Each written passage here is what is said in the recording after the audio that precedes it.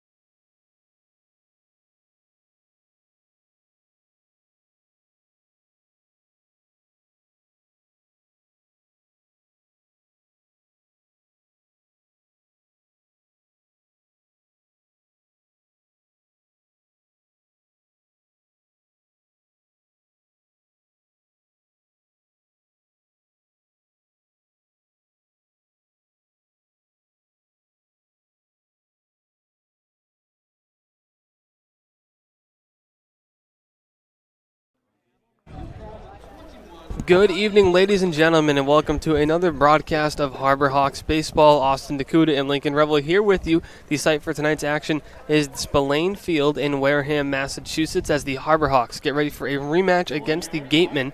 We're just moments away from first pitch, as first pitch is scheduled for 6:30 tonight. Lincoln, it's a rematch from last night's ball game in which the Harbor Hawks fell 4-2 to the Gateman. What are the keys to turn that around and get the win tonight? Yeah, really, we just need to get some runs across. We were able to do that at one point in tonight's game as we went down 4-1, 4-2 actually, but it was a close game up until very late in the game whenever the Gateman ended up with a 3-run home run to take the lead, and really, that's all we really need to do is find a way to get runners on and then get those runs across, honestly. And one of the stars last night for the Harbor Hawks was Ryan Romano, who had a couple of hits in the ball game last night, and he's in the starting lineup. And Lincoln, let's take a look at that Harbor Hawks starting nine tonight. Yeah, starting off for the Harbor Hawks, Caden Rose is going to be at short, followed by Clark Elliott in right field. Ryan Romano, the second baseman, as you mentioned, Austin, he's going to be in the 3-hole, followed by the cleanup Marcos Pujols. Pujols almost had a home run in last night's game, so we'll be on the lookout for some power from him tonight. Dom Johnson in the 5-hole, playing in center field, followed by Zane Harris at first base. Mason Greer, the third baseman, in the 7-hole, followed by Dylan Post, the catcher. And Mitch Hardigan, playing in left field, will be in the 9-hole spot tonight with Marc Adamiak on the mound for the Harbor Hawks. Adamiak will get his first start of the season. He'll be on the rubber in the bottom of the first. But for the Gateman, they take the field and await the first pitch as the right-hander Meyers gets his warm-up tosses as he makes the start tonight for the Gateman, it's Adam Meyers from Woodbury. He's from South Dakota State University, making his second start of the season. In his first, he threw 3 innings, allowed 2 hits, no runs, 1 walk, and 4 strikeouts for the 6'3" right-hander. Taking a look at the defensive alignment tonight for the Gateman. Behind the plate is Jimmy Crooks once again. He was a star in last night's game. More on Crooks later. We have going from third base around the infield, Jack Brannigan at third, Jarvis at short, Tommy Troy at second, and Kellum Clark at first. In the outfield, Owen Diodati in left, Trace Gonzalez in center, and Cade Kern, the right fielder for the Gateman. Spillane Field, the scene for tonight's matchup, Lincoln, as we mentioned. And it's crowd filling up a bit. They have lots of bleachers around the ballpark, some out in left field, some next to the third base dugout, some behind home plate to the right side. As the warm-up tosses are completed and Crooks throws down to second, and we are just moments away from first pitch. Spillane Field, a very interesting field, as we've talked about before, especially the last time we were at Spillane Field. The infield, not the traditional dirt we are used to. It's kind of like a finely ground gravel almost. I believe you called it rock dust the last time we were here. Yeah, rock or stone dust. Yeah. And then another thing, the outfield actually doubles as a football field during the fall whenever it's not being used as a baseball field. Adam Meyers fires a called strike to Caden Rose, who's in the leadoff spot tonight for Hyannis. Rose was in the ballgame as well last night as he pops it up. A mile-high pop-up over to third. Brannigan calls for it, but he's called off by Jarvis, the shortstop, who makes the catch for out number 1. So Caden Rose is retired. That'll bring out the right fielder, Clark Elliott. Elliott was not in the lineup last night. He is back tonight and batting in the 2-hole. 1 for 10 on the season at the dish, recently added to the lineup.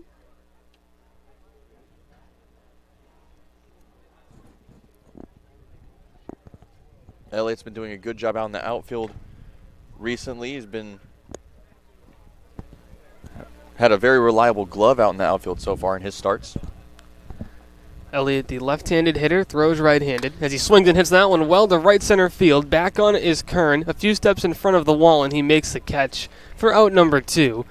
Elliott he hit that one pretty well, but just hung up enough for Kern to make the play in right center. Yeah, coming off the bat, that ball looked like it was going to go far, and it did go far, almost finding the wall. But as it did a few times the last time we were at Spillane Field, the ball just coming just short of the wall. That was a few feet from being a home run for Clark Elliott. With 2 away, that brings up Ryan Romano, the second baseman, who had 3 hits in the ballgame last night. He's raised his average on the season to 300 with a 344 on-base percentage. Had the triple last night, drove in a run. That's why he's in the 3-hole tonight as the Harbor Hawks search for the consistent 3-hitter. Romano behind 0-2. Major looking for a 1-2-3 top of the first here at home. The 0-2. That one misses for a ball. 1-2 the count. There's no speedometer here at Spillane Field, but I really want to know just how fast Meyers is throwing because he's really pumping it in there. Yeah, Meyers showing off a good fastball as he shakes off Crooks. The 1-2 to Romano. And a swing and a miss. The inning is over. The Harbor Hawks go down in order. Bottom of the first coming up from Spillane Field on the Harbor Hawks Baseball Network.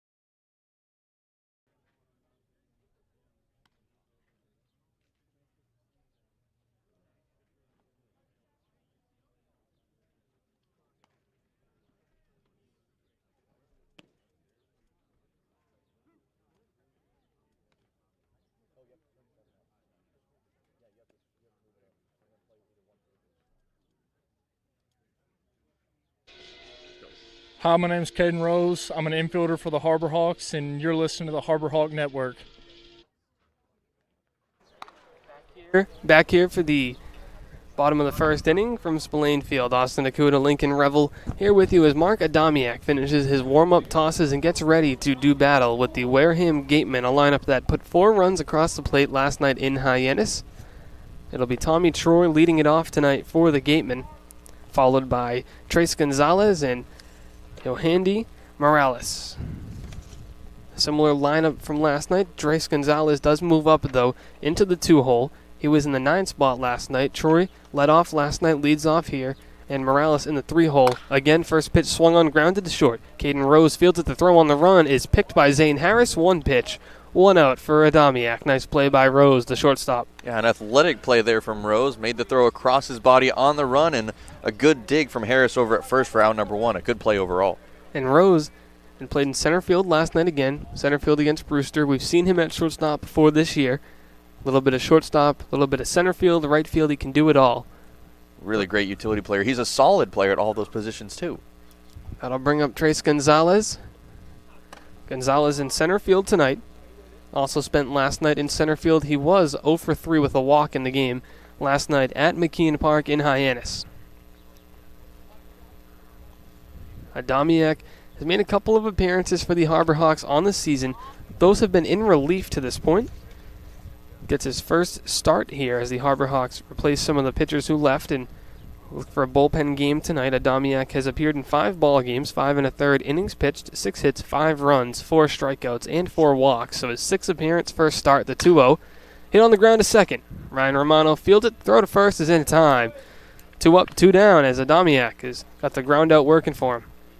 Good start for Adamiak here. 2 good putouts to the middle of the infield, and he's putting together a good first inning so far. With 2 away, that brings up Yohandy Morales, the designated hitter. As mentioned, Morales was in the 3-hole for last night's ball game as well. However, he was 0 for 4. First pitch to Morales, called strike at the knees. Good pitch from Adamiak. And key tonight for the Harbor Hawks is throwing strikes, not allowing the free pass. The 0-1 from Adamiak. Off-speed pitch, and Morales thought about it for a second, but did not swing. 1-1 the count. The Harbor Hawk defense tonight. Dylan Post catching at third, Mason Greer. Caden Rose at short, Ryan Romano at second, Zane Harris at first. Outfield, in left is Harrigan, in center Dom Johnson, and in right is Clark Elliott. And the DH tonight would be Marcos Pujols for the Harbor Hawks. The count 2-1 to Yohandy Morales.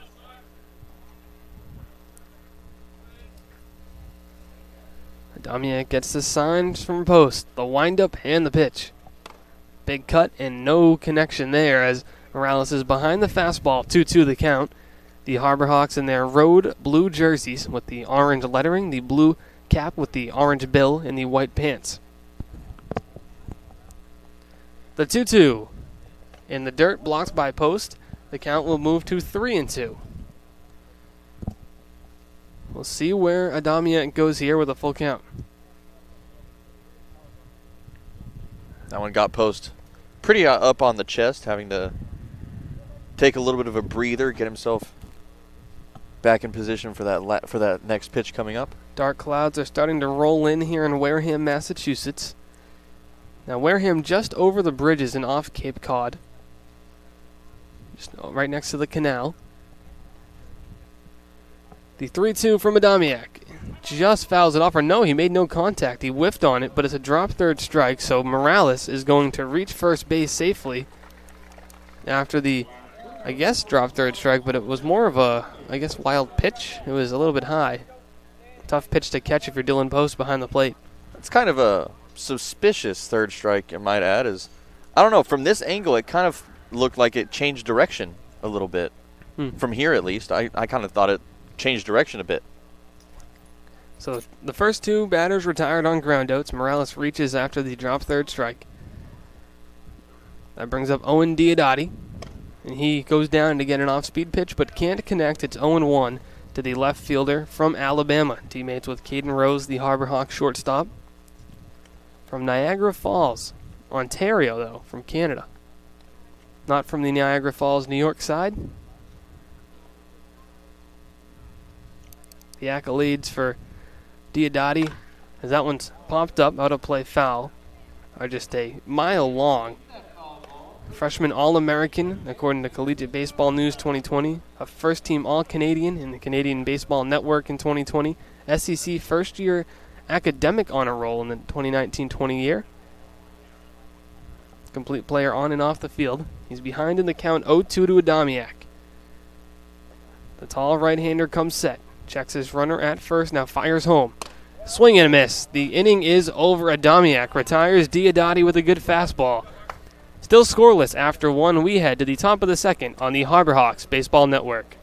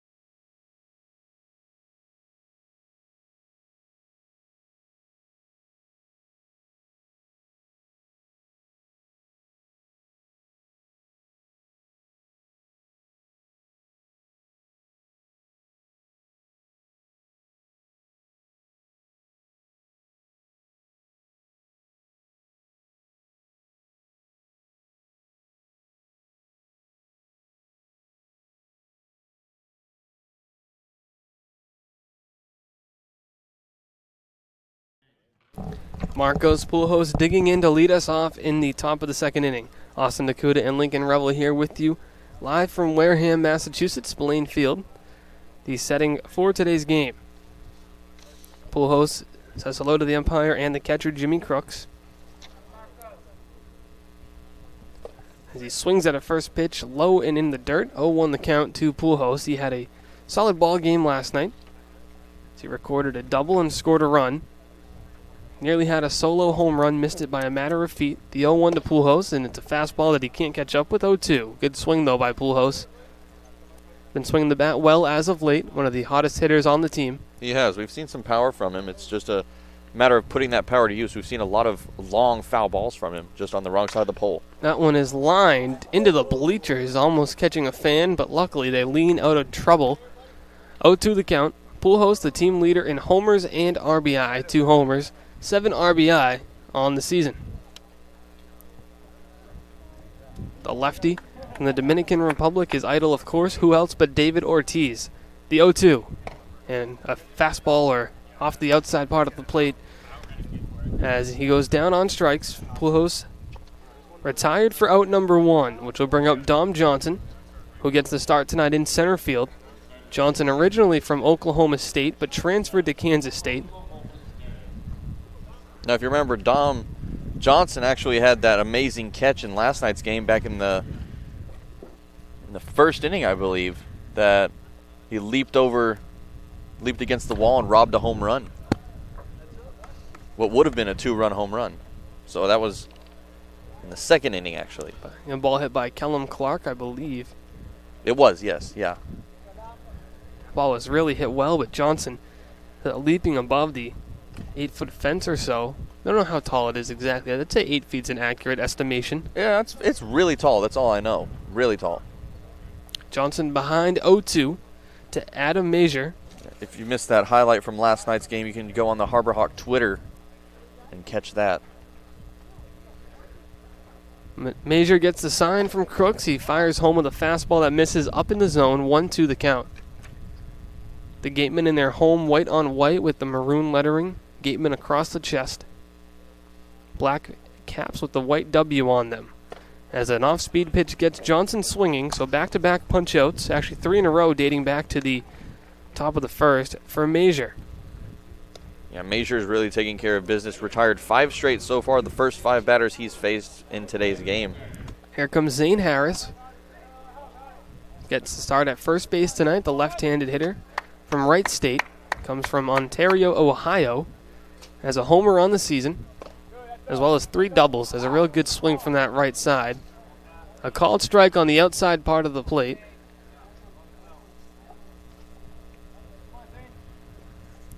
The windup from Meyers. Zane swings and fouls it out of play. 0-2 the count. Harris is one of the best hitters in the nation. Batted .347 in 2021. 5 homers, 55 RBI, 14 doubles at Wright State, and he only struck out 23 times. I mean, what an impressive season he put together. The 0-2 from Meyers gets Harris chasing in the dirt. The throw to first by Crooks is in time to clean it up. The Harbor Hawks go down in order as Meyers strikes out the side. We head to the bottom of the second.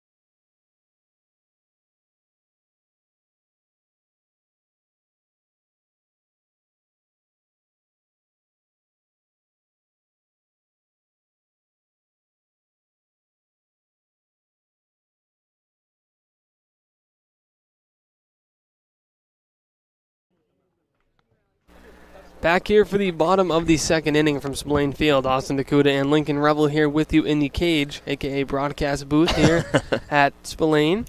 I like this setting, though. We're above the field, just above the Harbor Hawks dugout in a little enclosed area. Yeah, now that it's not raining, this is a much more enjoyable experience. Now that it's not raining, you jinxed it. Oh, knock on wood real quick. We have gray clouds ahead. Well, it's not raining as of yet. As of now. Now we're doomed.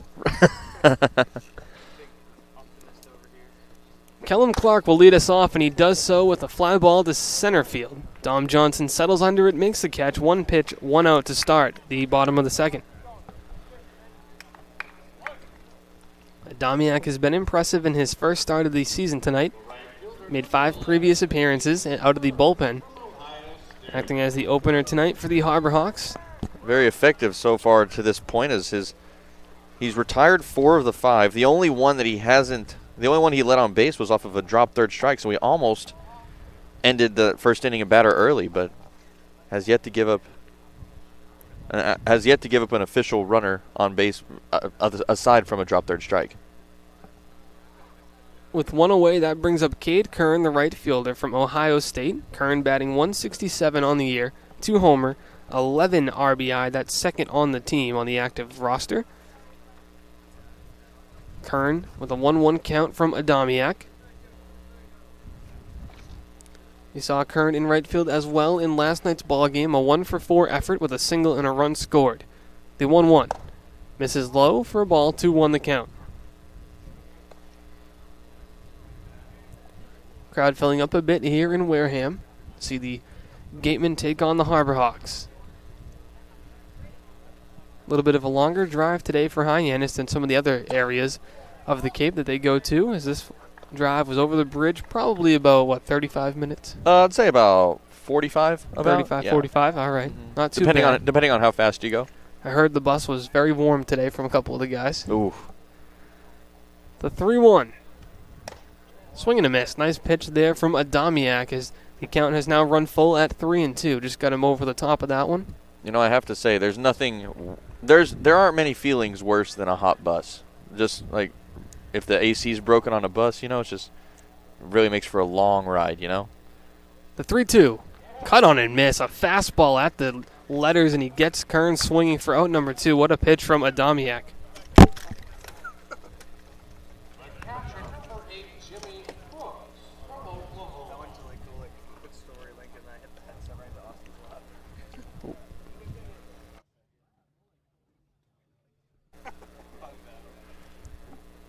Two away in the inning. That brings up Jimmy Crooks, the catcher. And he had himself a night last night, driving in all 4 runs. Yeah, Crooks had that 3-run home run that as soon as it left his bat, you knew it was going over. It was a line drive that went over the fence, too. It wasn't just a pop fly that happened to leave. Crooks swinging a hot bat. As of late, the windup from Adamiak in the pitch. That ball is skied to deep left field. Hardigan seems to have settled under it. He backpedals a couple steps and makes the catch for out number 3. Adamiak retires the side in order. We head to the top of the third, still scoreless from Spillane.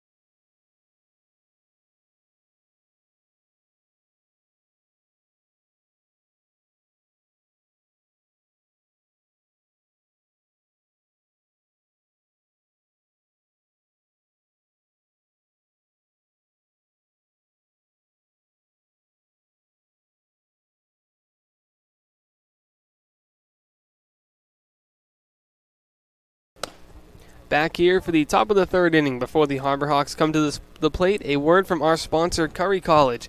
Curry College is where you go to become anything you want. Curry prepares students to engage in successful careers with learning beyond the classroom. Explore undergraduate programs, NCAA Division III athletics, and continuing education and graduate studies, including fifth-year master's programs at www.curry.edu.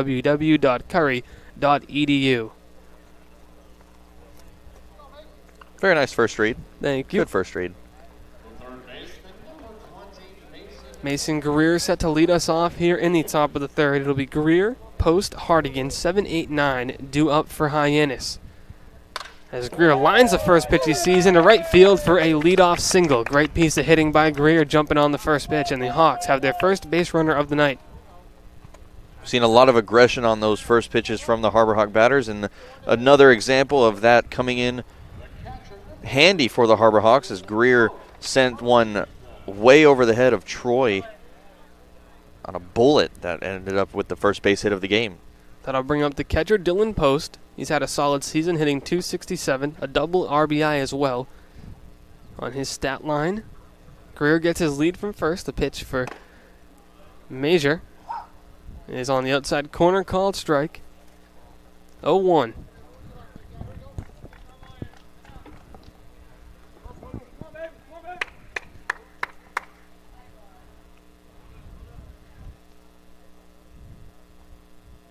Dylan Post, the catcher from Houston, from Lincoln Way Central High School. Greer hesitated on the pass ball. The throw to second by Crooks is not in time as Greer still advances. He moves up 90 feet and into scoring position with nobody away.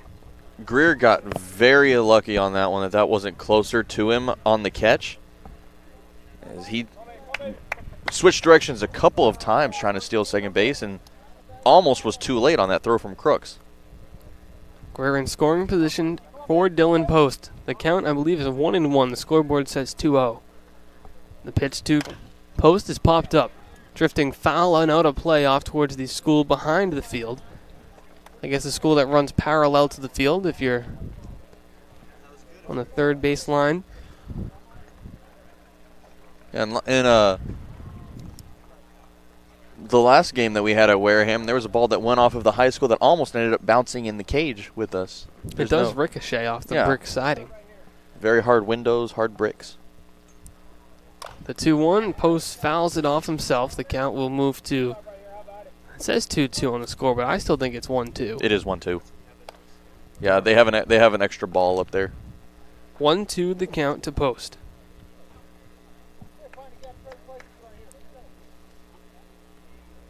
As a freshman in 2021, he made 22 starts in 35 games at Houston. 17 of those starts were behind the plate, the others at first base. He swings and grounds that one to first. Clark picks it up. He'll take it himself to the bag, but it's an effective out as he moves Greer 90 feet closer to scoring.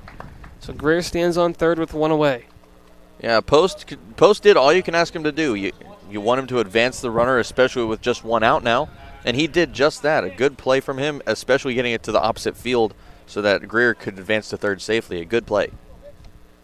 That'll bring up Mitch Hardigan with one away. Hardigan gets a start in left field tonight, as he did last night as well. He drew a walk and scored a run. Swings at the first pitch, but can't connect. 0-1 the count. Hardigan comes up from Florida. Florida Atlantic from Jupiter, Florida. Made the drive up here. Stopped a couple times to see some relatives on the way. The 0-1 from Meyers. Fly ball. Shallow left field. Jarvis called off by Diodati in left. Greer's not going to tag. Was not deep enough. So now there's two away. An unfortunate pop fly. That wasn't near far enough for Greer to tag up and head home. Now with two away. The top of the lineup coming up, so a chance for a RBI here, but you got to be careful now. That'll bring up Caden Rose for the second time. We're back to the top of the order. He popped up to short in the first to lead off the ball game. Rose takes a ball, 1-0 the count. The score is 0-0 here in the top of the third. Rose looking to break the tie with a base hit. The 1-0. Just misses it, and he fouls it off behind the press box, and pretty good looking swing from Rose. It is. You can tell he wants to hit this ball and wants to double the hits for the Harbor Hawks here.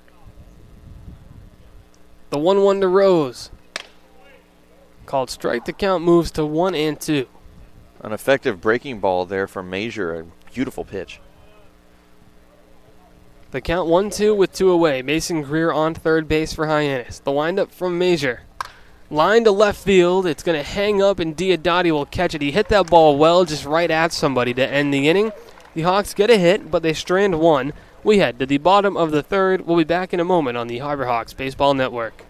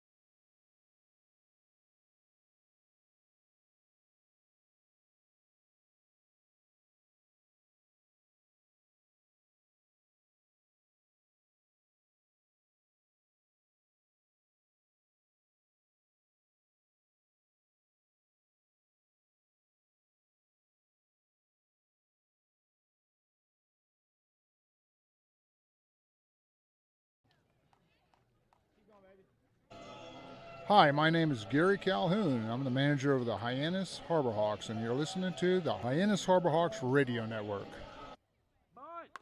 Back here for the bottom of the third as Brannigan drops a bunt. The play by Greer not in time.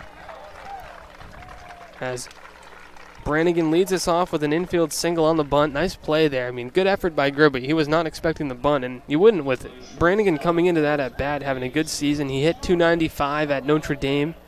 And with 6 homers, he's a good power hitter, too. So you weren't expecting the bunt, and he drops a beauty. No, yeah, that was a perfectly placed bunt and an excellent play there from Mason Greer at third, but that just got there a step too late. That'll bring up Jim Jarvis, the shortstop. Jarvis in the 9 hole will be 9, then 1 and 2 if they get to that point. It's leadoff man. Brannigan's on first. Nobody out here as Marc back on the hill for his 3rd inning of work. The scoreboard in right center field is not working at the moment. That's no good. How do we know what the score is now? And 0-0. Shows bunt. The snap throw to first by Post is a good one, but diving back safely is Brannigan. Jim Jarvis, another player from Alabama, another teammate of Caden Rose. In 2021 at Alabama, Jarvis hit .246, 6 doubles, a team high 3 triples.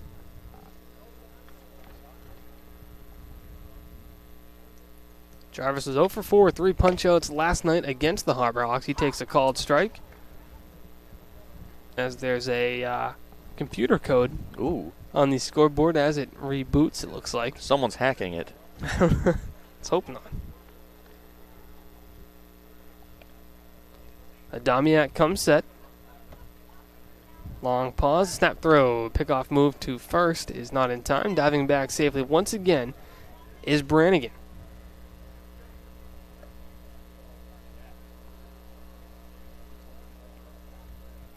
A little bit of a quiet night. I mean, although there are a lot of fans in attendance, not much noise coming from them. That misses for a ball. Fastball just a bit outside. Yeah, we've seen that a few times where we've had a lot of people in the crowd, but very quiet amongst the crowd tonight.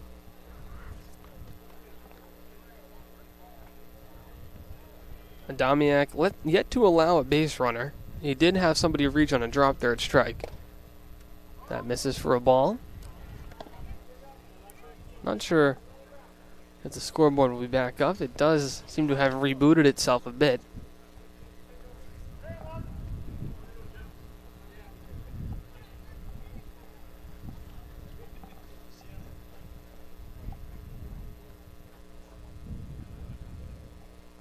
Damiak comes set.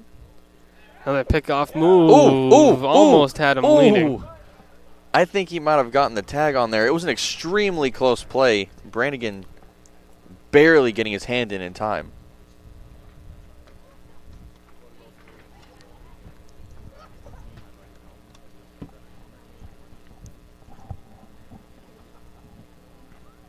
Adamiak comes home. Ground ball right side, just past the diving glove of Romano. Through the stop sign is Jarvis. A throw from right field just gets by Greer. On his way home is Jarvis. And the Gatemen are going to take a 1-0 lead. The base hit to right. Throw from right field to third just got by Greer as the run comes home. So standing on second now is Jarvis. Looks like a single. And the error is going to cause the run to come home. No RBI there for Jarvis.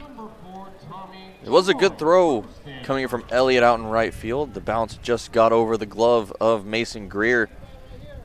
And now the Harbor Hawks have a little bit of a deficit to come back from. 1-0 now. That'll be back to the top of the order now here in the bottom of the third. Tommy Troy, the second baseman from Stanford. 0 for 5 last night from Los Gatos, California. That misses for a ball. 1-0 the count to Troy.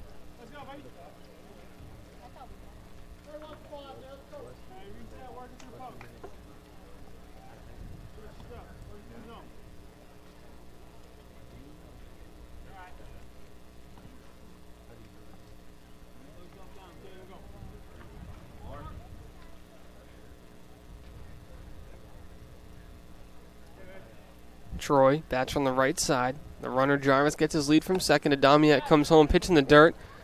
Knocked down, but gets to the left of post. That is going to allow Jarvis to advance to third. He's 90 feet away from run number 2 for the Gateman. It was good awareness there from Jarvis. That saw that ball, got just far enough away from post to allow him to get over to third, and now he's 90 feet away from scoring the second run of the inning, as you mentioned.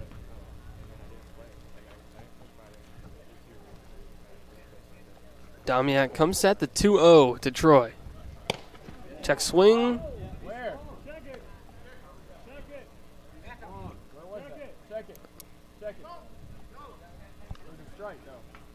First base umpire says he didn't go, but he did go. We could see it from the other side. He went by a few inches at least. Well, for even if that looked like a good pitch. Yeah, it was. Not sure what those umpires were looking at there. That one's hit in between the hole between short and third for a base hit. That'll bring home Jarvis, so the Gatemen at another 2-0. Wareham here in the bottom of the third as an RBI single from Tommy Troy brings home Jarvis. Seeing that rare green light on 3-0, and Troy took it where he wanted to go, right between that shortstop and third baseman Rose and Greer, and now the Gatemen extend their lead by 2 now. Tres Gonzalez digs in for the second time in the ballgame. He grounded out to second back in the bottom of the first. Troy leading from first base now. Nobody out here. Damiak comes home. He thought about dropping a bunt, but pulls back. Ball 1.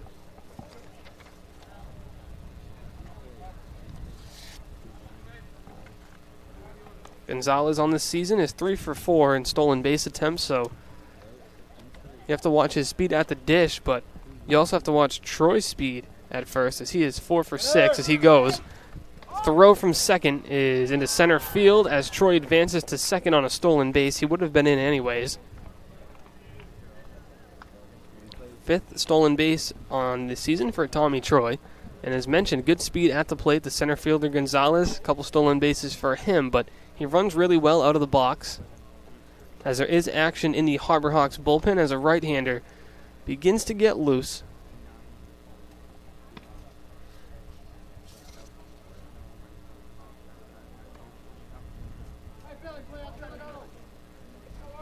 It'll be the right-hander Tommy McCollum.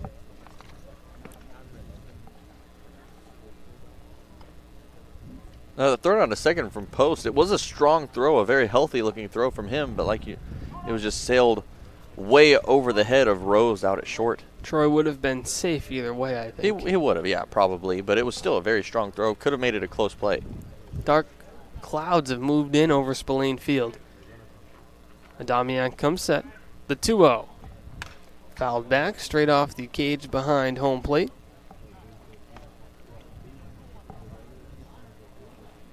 Only a few scouts here tonight. Looks like maybe about 10 or so. I don't see that many.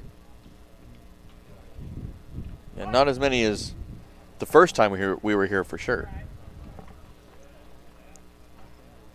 Count 2-1. That one's in the dirt. Grabbed by Post. Well, the MLB draft is underway. 7 o'clock, so maybe the scouts are there. I'm not sure. We'll keep you updated if anyone gets drafted that was a former Harbor Hawk at any point or a Cape Cod League member. A little bit of drizzle on the sky. That one's in the dirt, blocked by Post, but it's ball 4 anyways. So Gonzalez will reach first on the walk, which puts runners at first and second now. With nobody out. That'll going to prompt a mound visit from pitching coach Ray Korn and the catcher Dylan Post. So quick breather here for Adamiak as he's due to face the 3-4-5 for the Gateman. 2 runs home in the inning. Brannigan dropped a infield single on the bunt to lead us off. Jarvis singled, who then brought Brannigan home on an error on that play. And then an RBI single from Tommy Troy brought home Jarvis to make it 2-0 Gateman. Adamiak was stellar to start the game, retired really he didn't retire the first 7, you could say. There was a drop third strike within the mix, so nobody reached base safely against him. Yeah. Came into this inning, like you said, 3 singles in a row. Only has given up 1 walk, though, that walk that Gonzalez just a few moments ago. 1 walk is okay. We've given up those 3 singles, as you mentioned. The one thing you don't want to do, last game against the Gateman, the Harbor Hawks, as a staff overall, walked 7 in that first game against the Gateman. So 1 walk is okay. You don't want to get above 5, like I've said. Yohandy Morales due up now with runners on first and second, nobody away, here in the bottom of the third. 0-1 the count to Morales. Morales 0 for 1. Infield fly rule in effect here, so lots of chances for that first out, which is of utmost importance for the Harbor Hawks right now. The 0-1 is a ball as he began to go around, but Morales' bat didn't really move more than a few inches off of his shoulder. The count 1-1.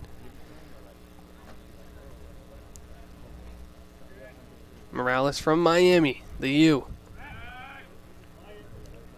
In 2021 at Miami, Morales hit .284, 11 homers, 13 doubles. He was 0 for 4 last night. His dad, Andy Morales, played for the Cuban national team, was a member of the Yankees and Red Sox organizations as he played in their minor league systems. A freshman All-American this past season was Morales, one of the most decorated hitters in the nation, playing his summer ball here for the Gateman. The 1-2 from Adamiak. He gets Morales swinging a big out number 1. The mound visit from Korn seemed to have helped. Austin DeCouta, Lincoln Revill here with you at Spillane Field. If you're just joining us, thank you for tuning in as the Harbor Hawks are in the bottom of the third inning here for this battle against the Wareham Gateman. Owen Diodati due up now. Diodati struck out swinging back in the first. That ended the bottom of the first inning. First pitch to Diodati, misses for a ball, 1-0 the count.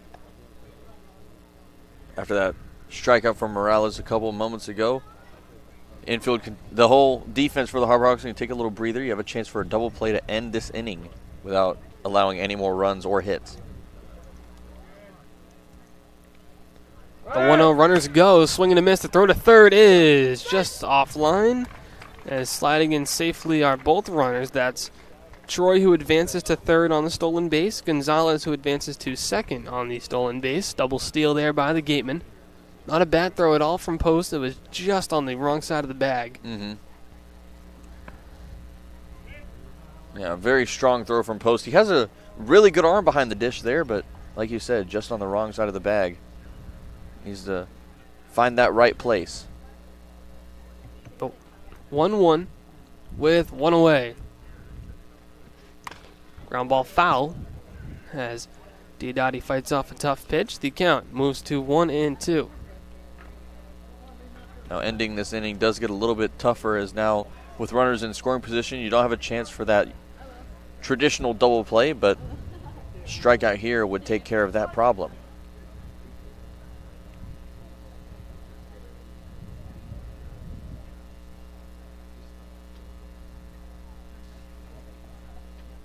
The 1-2. Diodati grounds it to first. Harris freezes the runner. Oh, they're going to call it foul. As they're going to rule him out? All right, so we have the first base umpire ruling out Diodati. The home plate umpire, I think, called it foul. We're going to have a little conference between the umps. Oh. He may have been out of the box, possibly. I think they're going to call him out. They're calling He him is out. They are calling him out. I think they're saying the ball either hit him out of the box or it didn't hit him at all. But a great play by Zane Harris as he froze the runner who had started about a third of the way down the third baseline. Terrific play by the first baseman. And out number 2. Interesting. It's not the out that I was expecting. Definitely not. I kind of thought that went off of his foot, but hey, an out is an out is an out, and the Gateman manager now putting in his word with it. And you saw as soon as Diodati swung, that ball went in the dirt, and then he instantly reached on for his foot. Usually a good indication that ended up hitting his foot there. Hey, diving bodies, here we go. We'll get the official score on that one, whether they rule that it hit him out of the box. As soon as you leave that box, if that ball hits you, you are out, which could have been the ruling because he didn't run to first. 2 away, runners on second and third. Adamiak looking to tiptoe out of further trouble. Big cut there by Kellum Clark, and he can't catch up. 0-1 the count. I thought Adamiak's been real good tonight for the Harbor Hawks. You have the 2 runs that have come across, but unfortunately, there was an error in the mix.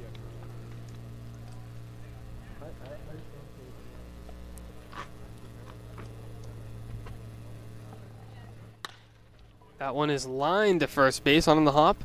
Harris picks it up, flips to Adamiak, covering, and the inning is over. 2 runs come across from the Gateman.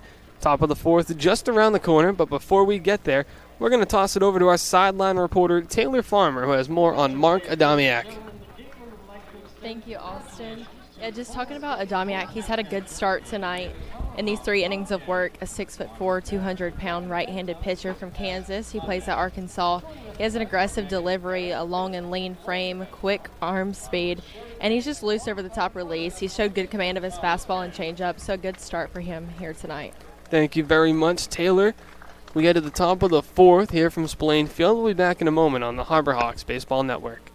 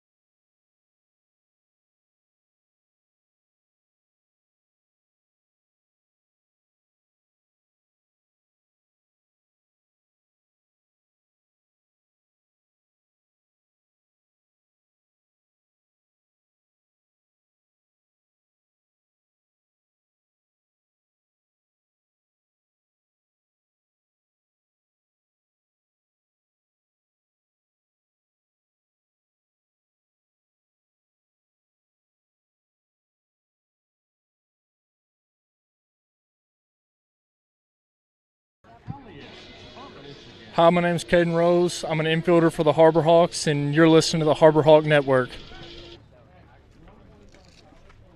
Back at the top of the 4th inning, Clark Elliott leads us off.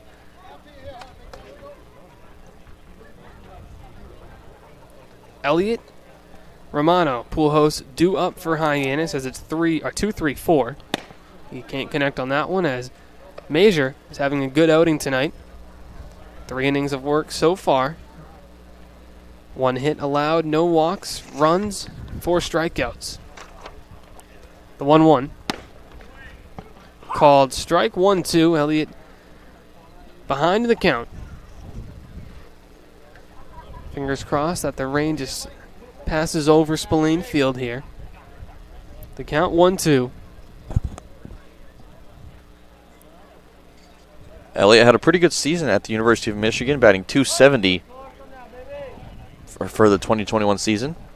The 1-2. Can't get the off-speed pitch. Good pitch from Meyers.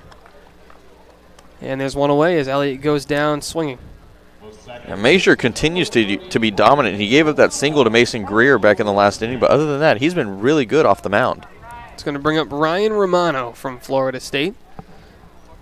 Romano 0 for 1 on the night with a strikeout swinging. First pitch to Romano, misses high, fastball out of the zone, ball 1. Meyers works real quick on the mound too. He gets the ball and just goes right away as the next pitch is already on its way. Romano skies it to center field. Long, high fly ball. Under it is Gonzalez. He makes a catch for out number 2. 2 up, 2 down here in the top of the 4th. 4th, rather. Just 6 pitches now for Meyers in this inning as Pujols is now stepping up to the plate. 37 pitches on the night as Meyers is really effective tonight, not using a ton of pitches to get it done. First pitch to Marcos Pujols. On the outside corner, called strike. 0-1 the count.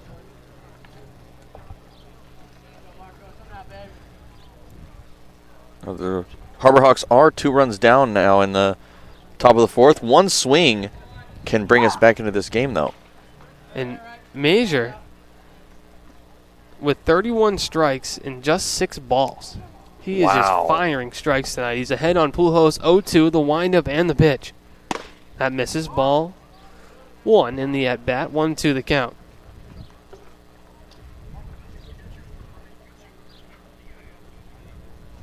Gets the signs from Crook. He shakes off 2. Nods on the third one. The windup from Meyers, and he steps off as Pujols calls time. Trying to get on the same page as Meyers with his catcher Crooks. A couple of shakeoffs. He confirms the first sign, put down the 1-2. Pujols, a soft liner to third. Brannigan, a tough throw across the diamond, but a great play over at third to end the inning. That gets an applaud from the fans. The HarborHawks go down in order. We head to the bottom of the 4th on the HarborHawks Baseball Network.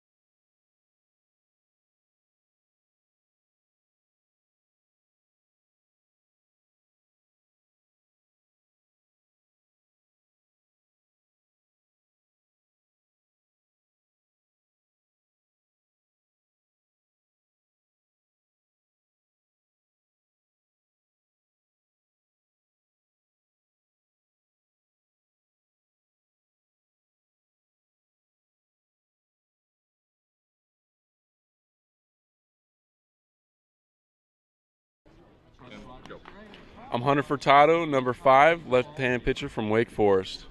I'm Austin Wallace, number 18, left-handed pitcher from the University of Texas.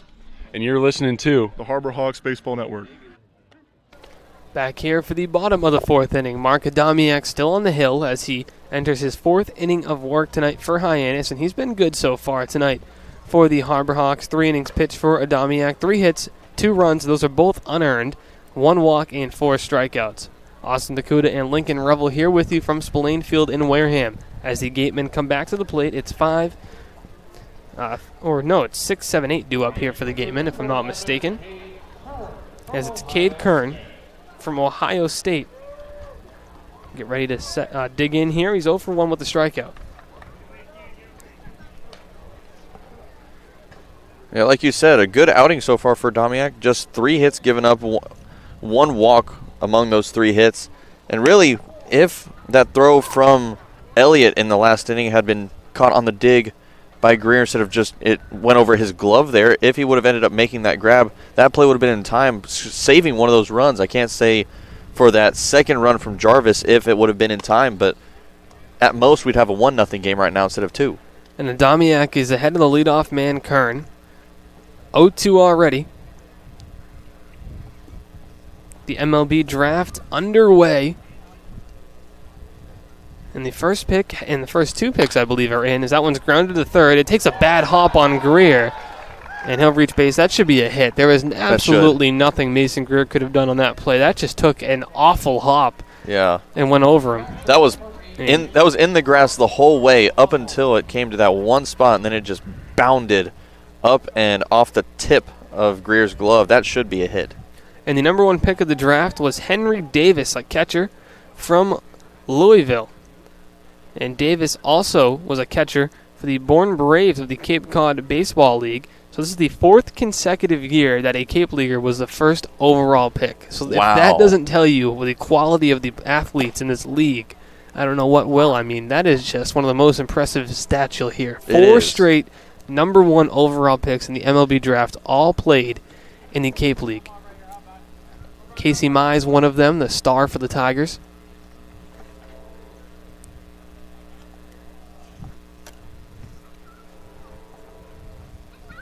Jimmy Crooks at the plate. He swings and grounds it to first just by the diving glove of Harris, but Romano's there to back him up. Throws on to first for out number 1. Good job of Romano to get there, and Adamiak with a nice effort to get there and cover. There's 1 away, and the runner does move up to second.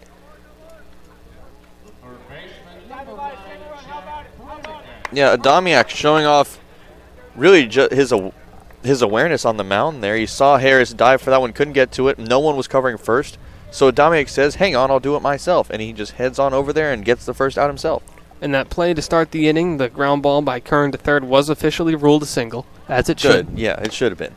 Just a tough hop. I mean, I don't know. It hit the lip of the stone dust and the grass where that meets and just took off. I mean, phew.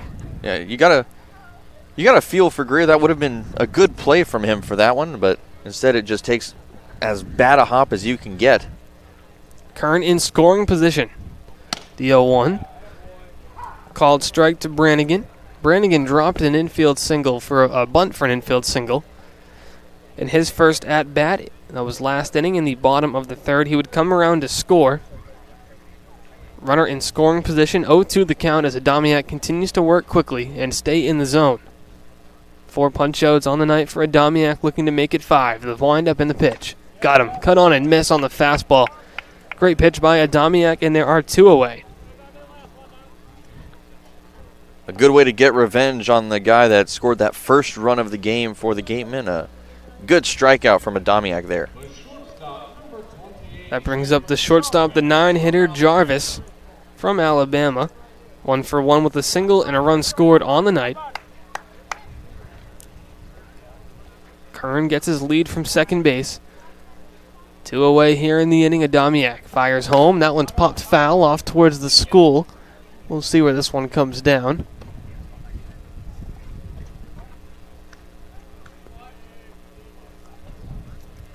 Oh, 0-1 the count. Is it just me also, or has the temperature kind of started to drop here along with the clouds coming in? Yeah, the clouds coming in, the temperature dropping, that's not a good sign for weather. It's not, no. Now, you looked at the forecast earlier. I didn't think there was some rain north of us, but there wasn't really anything close to us. Doesn't appear we're in danger, I hope. Yeah. But you can check in, keep you updated. Not that those listening are at the game, but yeah, of course not. No. For weather purposes, for us at least. There is a lot of rain in the area, maybe for tomorrow. Yeah, there is a pretty strong chance tomorrow. Not sure we'll end up getting that game in. Another game against the Bourne Braves tomorrow night. We'll try. I know that we're trying our absolute best to get all these games in, but it just depends on how bad the weather gets. For updates on weather and games being played, or if they're not going to be played, the Harbor Hawks social media will keep you in the loop. The count 1-2 to Jarvis. You see he chokes up on the batter. Lincoln, he did that last night as well. Yeah, getting his hands covered in pine tar. The 1-2 is popped up in a shallow left. Rose racing back. He'll make the catch to end the inning. So the Gateman strand 1. Adamiak is through 4 as the Harbor Hawks trail 2. Here from Spillane, back in a moment on the Harbor Hawks Baseball Network.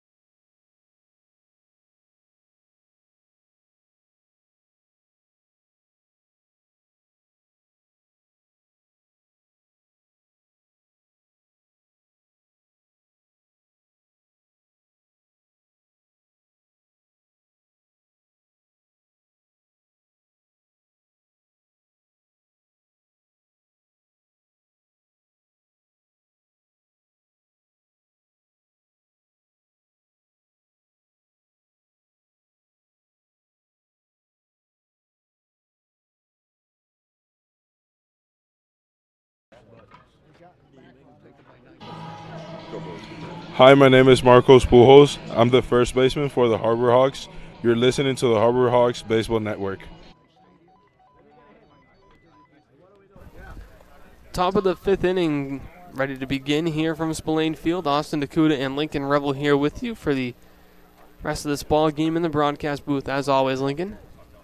It's been a fun one so far. Harborhawks just chasing 2. Dom Johnson leads us off. It'll be Johnson, Harris, Greer due up 5, 6, 7.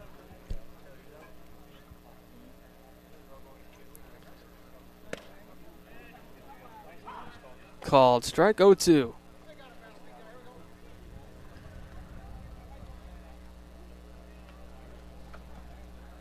Meyers has been great tonight. 4 innings, 1 hit, no runs, walks, and 5 strikeouts. A good take there by Johnson on an enticing breaking ball that missed low. 1-2 the count.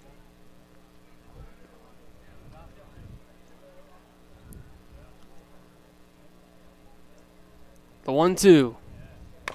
Grounds it foul. It does hit him in the box, so Johnson battling here. Gateman lead 2-0. 2 runs came home in the bottom of the 3rd inning.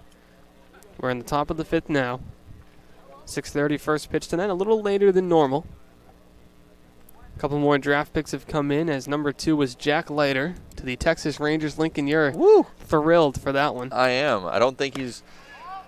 I wouldn't be surprised if he did end up asking for quite a bit of money from us, but we'll take him while we have him, I guess. A lot of Red Sox fans wanted Leiter real bad.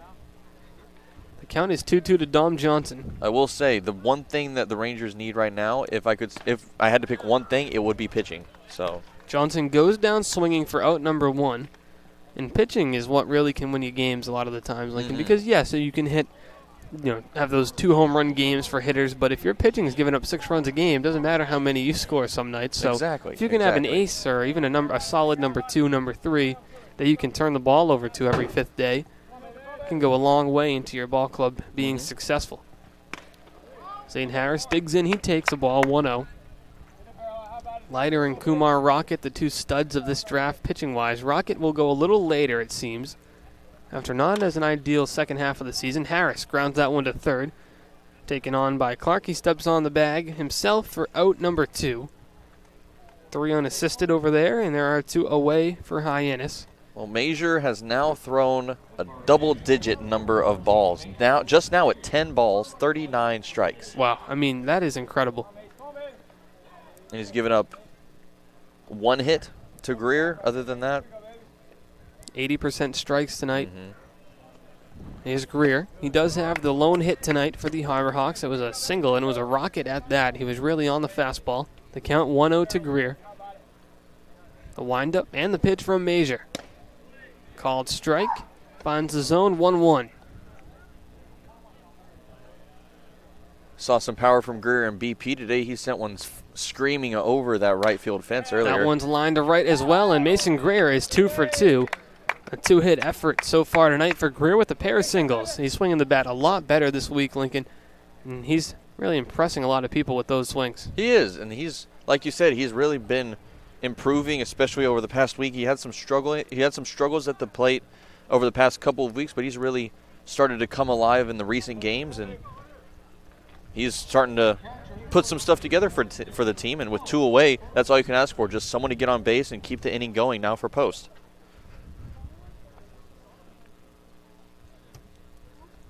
That'll bring up Dylan Post, the catcher.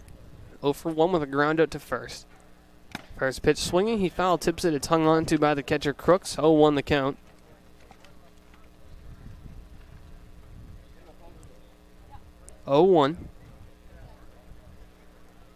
Meyers has been efficient as well. Not only hasn't thrown many balls, the strikes he's thrown have been in the zone and haven't really been hit too hard, besides the 2 Greer singles. That misses for a ball. The count 1-1 to Dylan Post.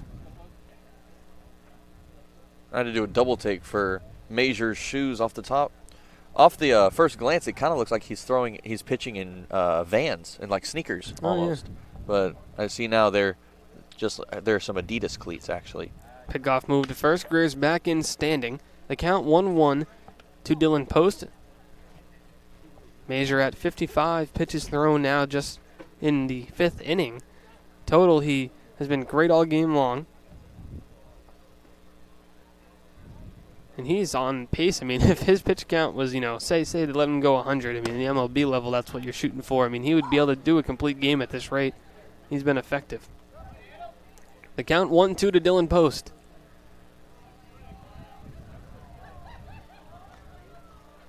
Meyers also doing some good work at San Diego State no, actually that was South Dakota State, actually. 68 innings pitched, 31 walks, and 88 strikeouts on those 31 walks for a 5.43 ERA. The count 2-2 to Post. Having good success this season for the Gateman. Made the one appearance through 3 scoreless. Has extended his scoreless streak to 7 2/3. Looking to make it 8 total. 2-2, 2 away. That brings out Lincoln's rally hat. Let's do it. The 2-2 to Post. Ground ball, high chopper.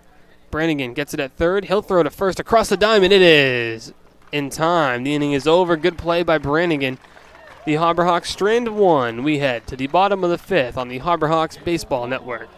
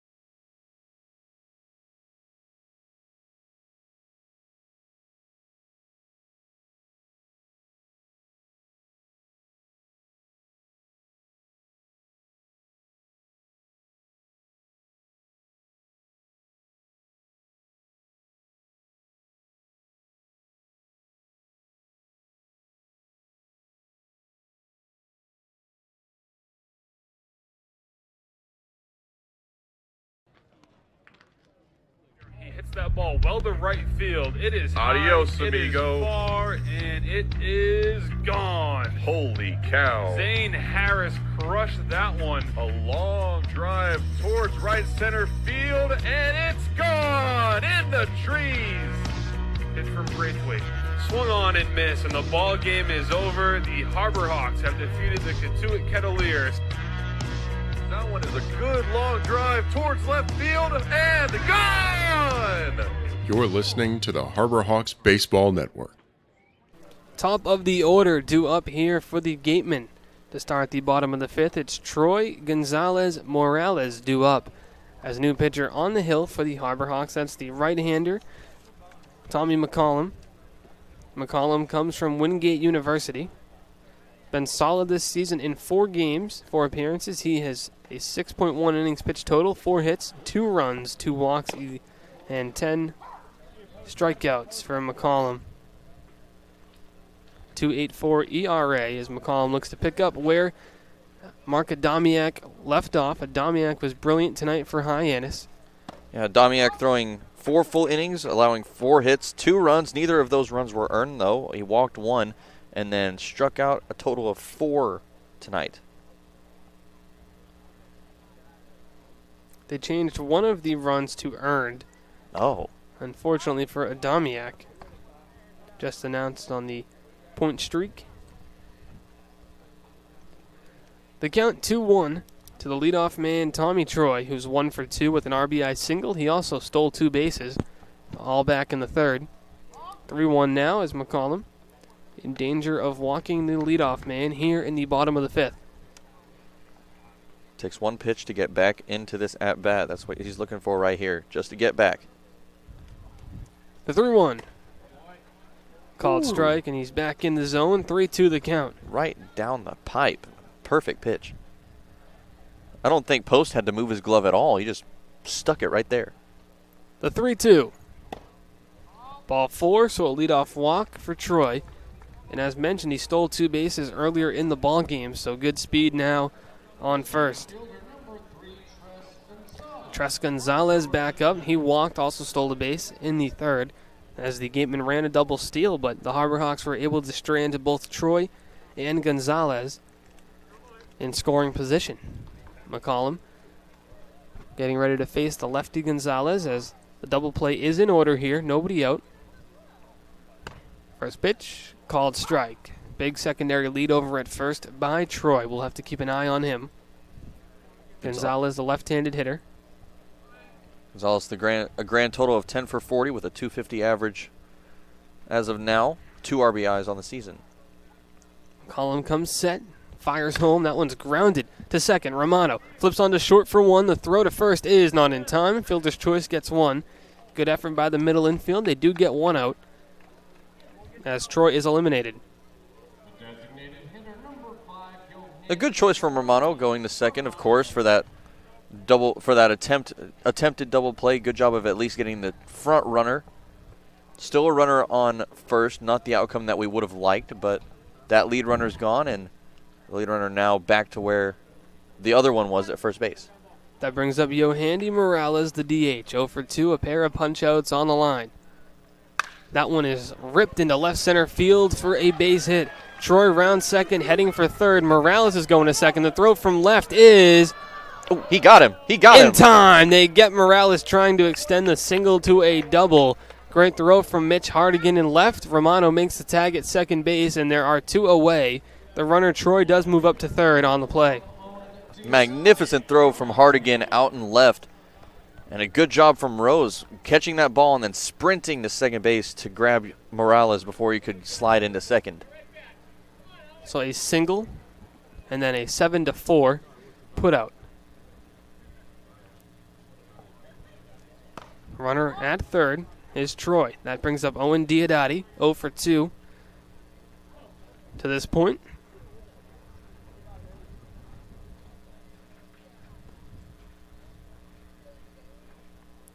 That one's in the dirt. It's actually Tres Gonzalez over at third now as he reached base on that fielder's choice.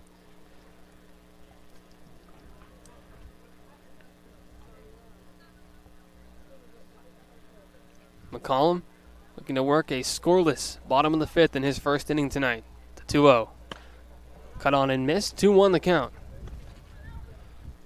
McCollum with a pretty live arm coming out of the bullpen. Not sure exactly what he's throwing. No speedometer out here, but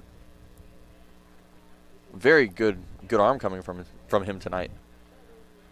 The 2-1. Fouled off. 2-2 the count evens up.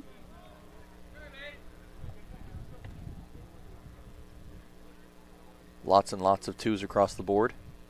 2-2 with 2 away.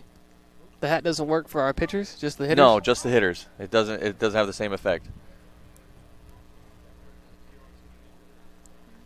The 2-2 in the dirt, blocked by Post. The count moves to full 3-2 with 2 away. What a great play, going back to that single that they got the runner, by Ryan Romano to grab the ball and dive in to tag Morales, who tried to advance to second. And a good throw by Hardigan, getting to that ball, being aware that they can get an out at second. The 3-2 in the dirt, ball 4. So Diodati draws a walk. Second walk issued in the inning by McCollum. Runners on the corners now with 2 away still. That'll bring up Kellum Clark, the first baseman. He's 0 for 2 tonight. He flew out to center field and grounded out to first. Clark almost had a home run last night, so a dangerous bat at the plate. 0 for 5 on the year. recently added to this ball club. Clark, a part of the College World Series champions of Mississippi State.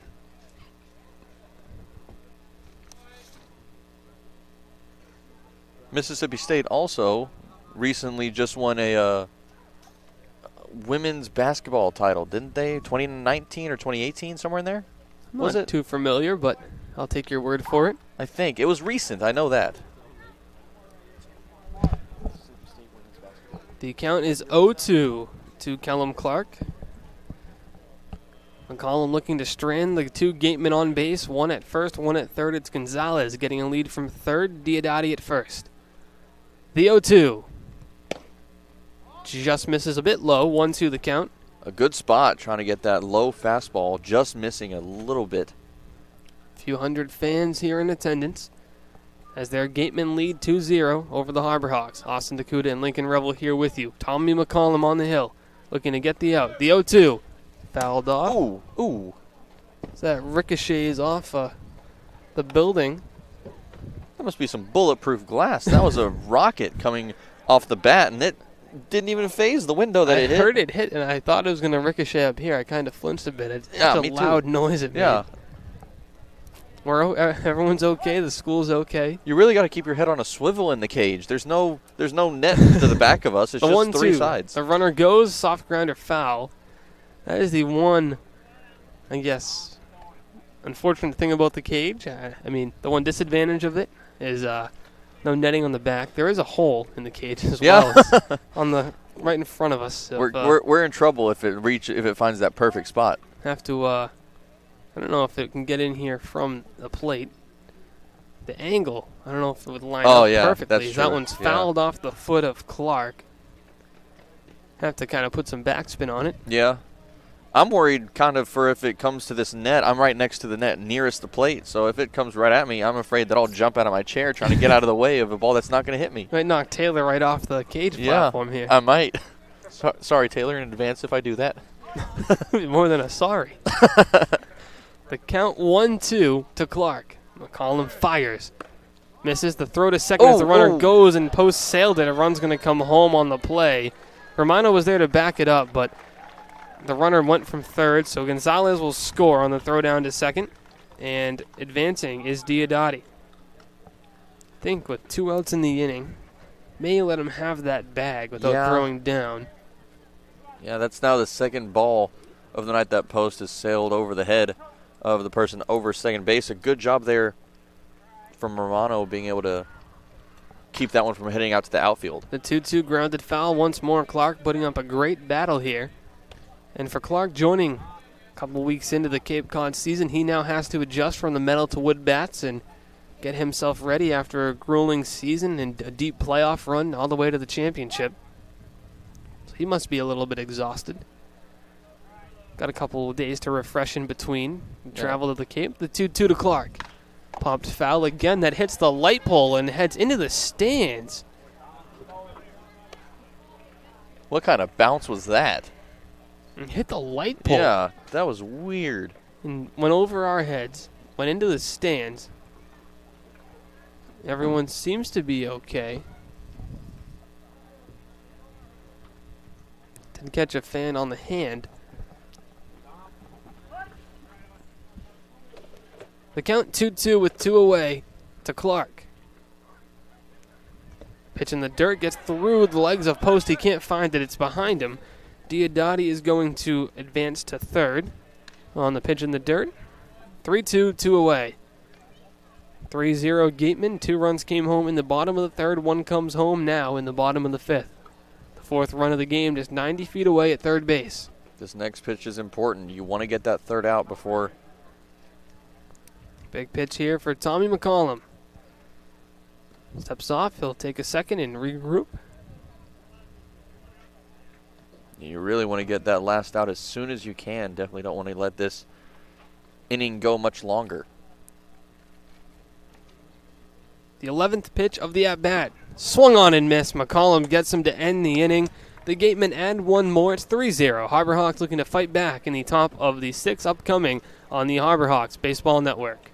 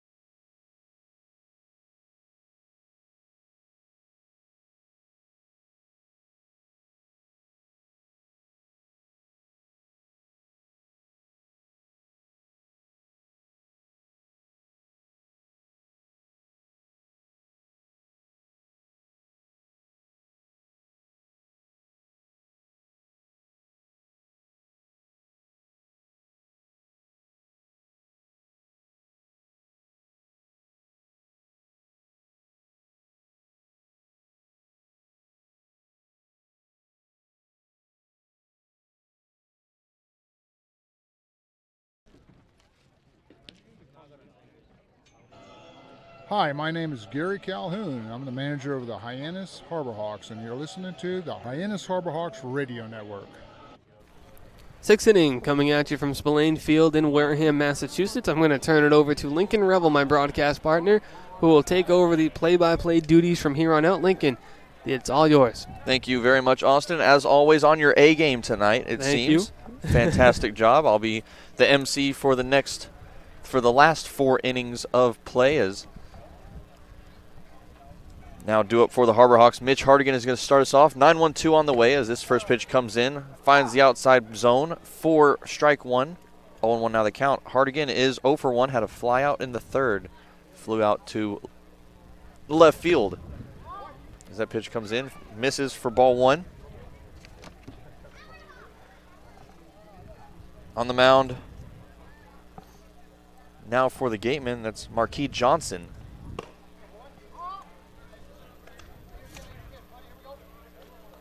As that brings the count now to 2 balls and 1 strike.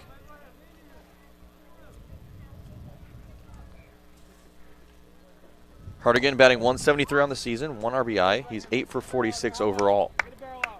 Count now goes to 3 balls and 1 strike after that one misses. The sun now completely down as the last bit of daylight starts to leave the horizon. Here's the 3-1. That misses outside, ball 4. Hardigan starts us off with a leadoff walk here in the top of the 6th. And that'll bring up the top of the lineup, Caden Rose.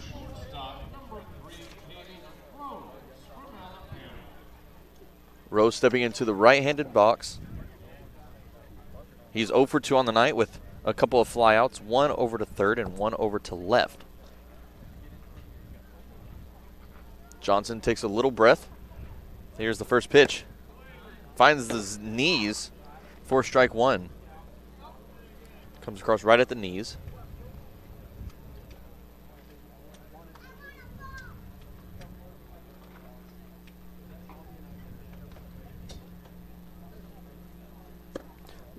Look at the foul line going down the third base side. Was that like that for game 1? It was, yes. It's like right on the edge of the grass, not really in the runner's lane. It's interesting. Yeah, I've never seen that before.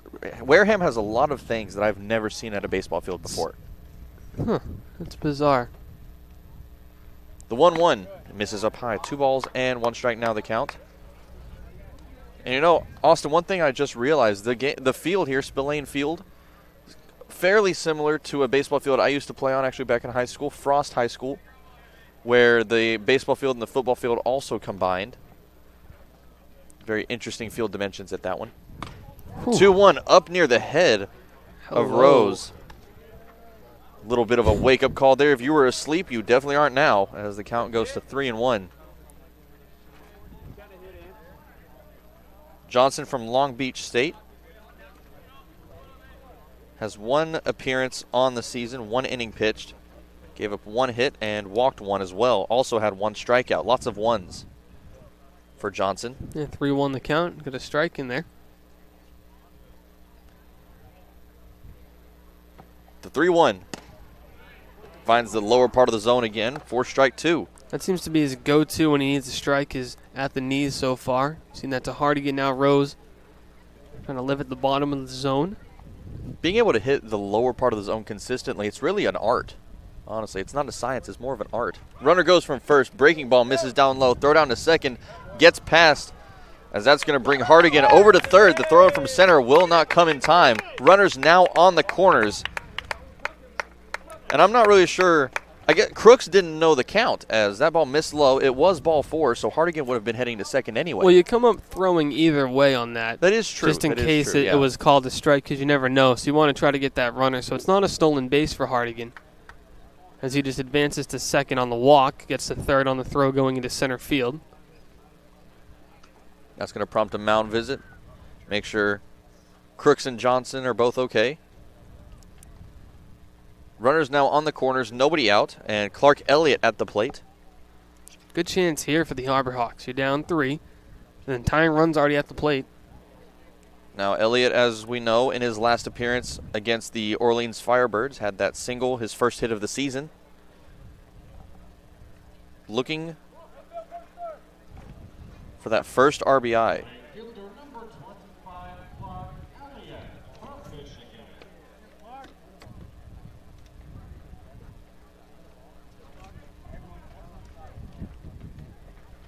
Elliott 1 for 10 overall this season. He joined just about a week ago. So that throw into center field, an error on the catcher Crooks. So Hardigan advances to third on the error, advances to second on the walk by Rose, and now to third on the error on that same play. So good speed at first with Rose. I wouldn't be surprised if we see him sent in motion here at any point. Maybe let Clark Elliott get this at bat in, then try to do something to at least avoid a double play if Elliott is retired. And they have a shift on Elliott as well. Oh, they do. That's Jarvis over just on top of second base as the pitch comes in, finding the heart of the plate for strike 2, bringing the count to 1 ball, and should be 2 strikes. Or is it? Oh, 1-1, yes. Apologize. I thought that 1-1 was already up there. They got that up in a hurry. Right after the pitch, I looked up and saw the 1. I was like, whoa. Well, so it must be 1-2. And they're paying attention tonight, huh? They are. Oh, he got Throw Rose. over to first. He got Rose. Rose heading over to second. The throw over is in time for out number 1. Rose wasn't expecting that pickoff move from Johnson. A very quick move. That's a huge out number 1 from the Gateman. Because you go from runners on the corners, the tying run being at the plate here. Now you have 1 away runner at third. See if Elliott can get the run in here. Because if he goes down, then you're at 2 outs. And went from a big chance for the Harbor Hawks to now I'd say it's about even strength now, so to speak. Count now goes to 2 balls and 1 strike to Elliott. Elliott 0 for 2 on the night with a fly out in the first and a strikeout in the 4th. He went down swinging in his last at bat. Johnson with a deep breath kicks and comes home with the 2-1. Fly and fouled as that heads back to the press box. Good swing there by Elliott. Very strong swing. He's just a little bit late on those pitches.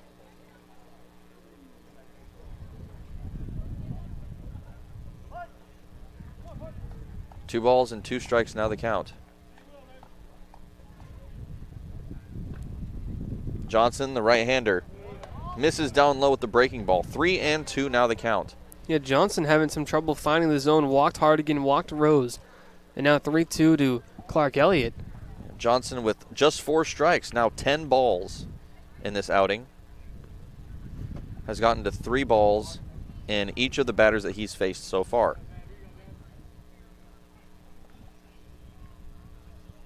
Payoff. Misses low, ball 4. All right.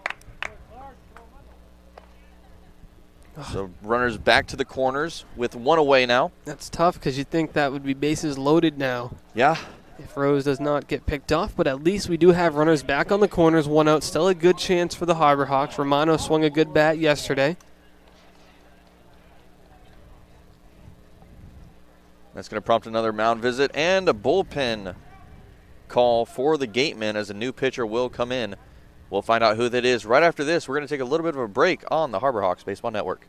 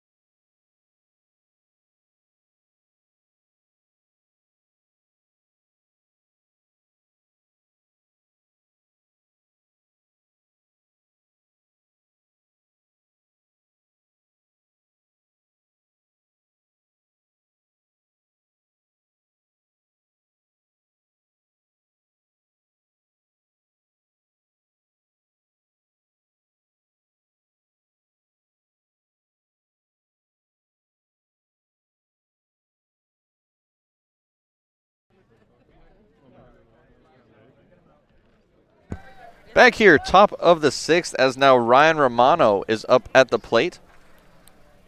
Runners on the corners. Harbor Hawks down 3-0, tying run at the plate in Romano. So we have a new pitcher coming in for the Gateman. It is Kevin Easy.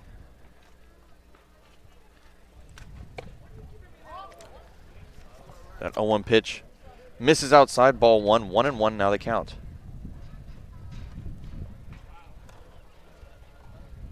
And I realize now that is Kevin Acey now. Acey.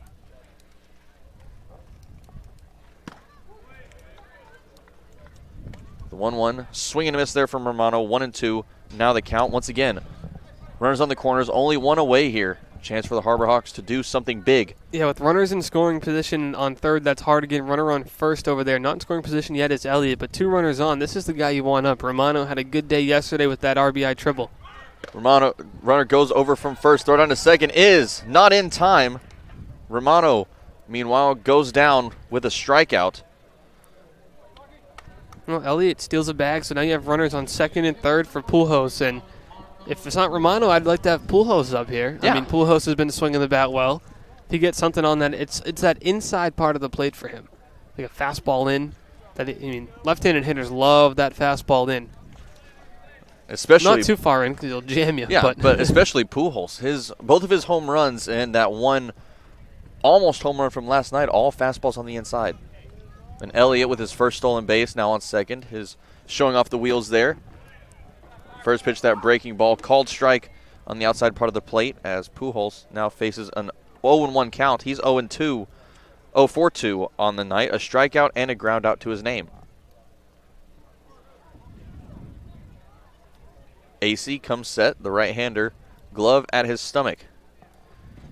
Delivers, finding the low part of the zone for strike 2, 0-2 now the count. A base hit here now could lead to 2 RBI for Pujols if he can put it in play. Elliott with some wheels on second that we just saw. See what Pujols can do here. Here's the 0-2. Breaking ball, that misses for ball 1. That's a good take. AC comes out of the pen. He's in the zone, trying to pick up where Johnson left off, and a big at-bat for Pujols here. He's got a couple guys waiting to come home. See if he can drive something. AC with the 1-2. That misses in the dirt. That almost gets past Crooks as that bounces way down the first base line. It's probably a good decision by Hardigan not to try to come home on that. You don't want to take the bat out of Pujols' hands here. Yeah, better safe than sorry there. Count now even, 2 balls and 2 strikes with 2 outs. It's been struggling the past couple nights, Austin, but I'm feeling good about this one. All right, let's see. 2-2, 2 away. You might have to retire the hat if it doesn't work I here. might have to. It's 0 for its last. A lot. A lot, yeah. It's in one of those slumps that you just don't dig yourself out of. Yeah. We'll see. I have faith in I don't know. Pujols. He's been swinging the bat well. Chris Davis got out of that slump back in 2019, so I have faith in this one. Good 2-2. Good take. Misses down low. Such a good breaking pitch by AC, and for Pujols to lay off of that, a pitch that he's chased before, I mean, that shows some progress and some great plate discipline. And that was a nasty curveball coming in from AC, and just a good pitch overall.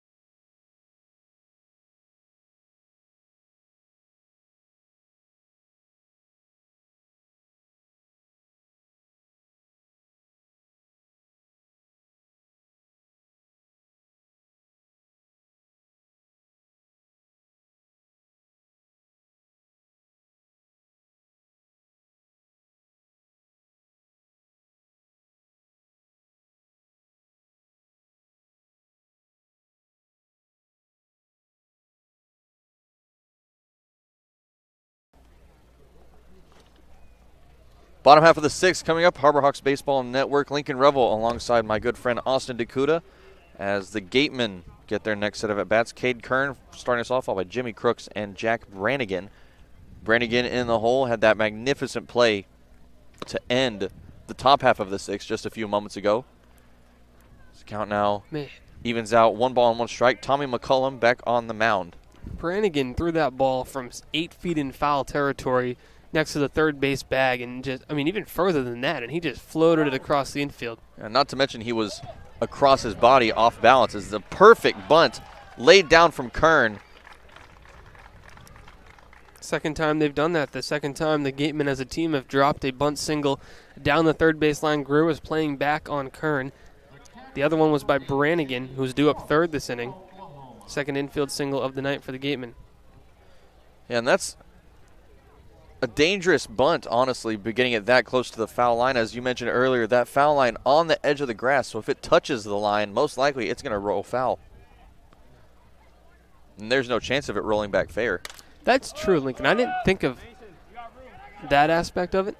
That one lofted it back in the infield. Greer going to settle under it for out number 1. That'll keep Kern over at first. If it rolls off the grass here into the third base path, it's a foul ball, the way the lines are at this field. That I didn't think of that, because typically the line's halfway. It splits the third baseline in half. Yeah, exactly. This, the line, the fair foul line, is on the grass part that's on the mound side of the third base. The field's just such a weird setup. It's the weirdest field that I've ever been on. It's a nice field. It is. Just a little different It's than what we've seen. It's unusual. A good way to put it. Very unusual field.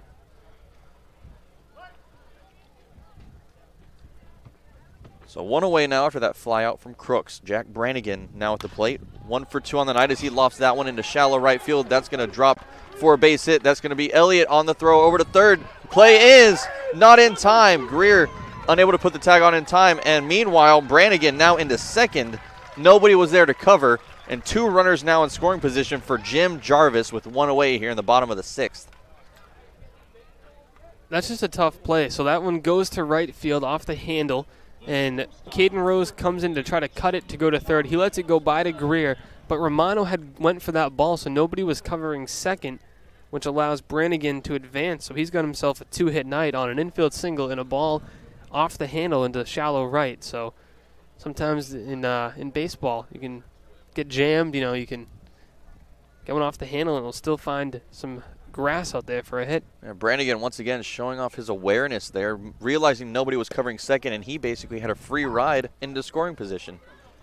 So 0-1 now the count to Jim Jarvis. No, 1 person out and 2 runners in scoring position. That's Kern over at third and Brannigan at second. Chance for the Gatemen to really open up their lead as this one's driven into center field. That's going to be Johnson ranging back, and that gets over him. That'll be extra bases. 2 runs are going to come in as that's going to be Jarvis heading over to third. He's going to be in with a down triple. 2 RBIs, and the Gatemen lead 5-0. Just a great hit by Jarvis. He just drove that. That's the deepest part of the ballpark, and Dom Johnson is fast. He is fast, and he turned and sprinted for that, and it was still over his head. Just a great piece of hitting by Jarvis to drive in 2 on the triple. Yeah, and Jarvis got lightning quick there. That ball, as it landed past Johnson, he was already halfway to second and rounding second whenever Johnson got to it. This count now goes even to Tommy Troy. 1-0 the count. I forgot to take that strike down after that triple as the 1-0 from McCullum finds the outside of the zone. 1-1 now the count.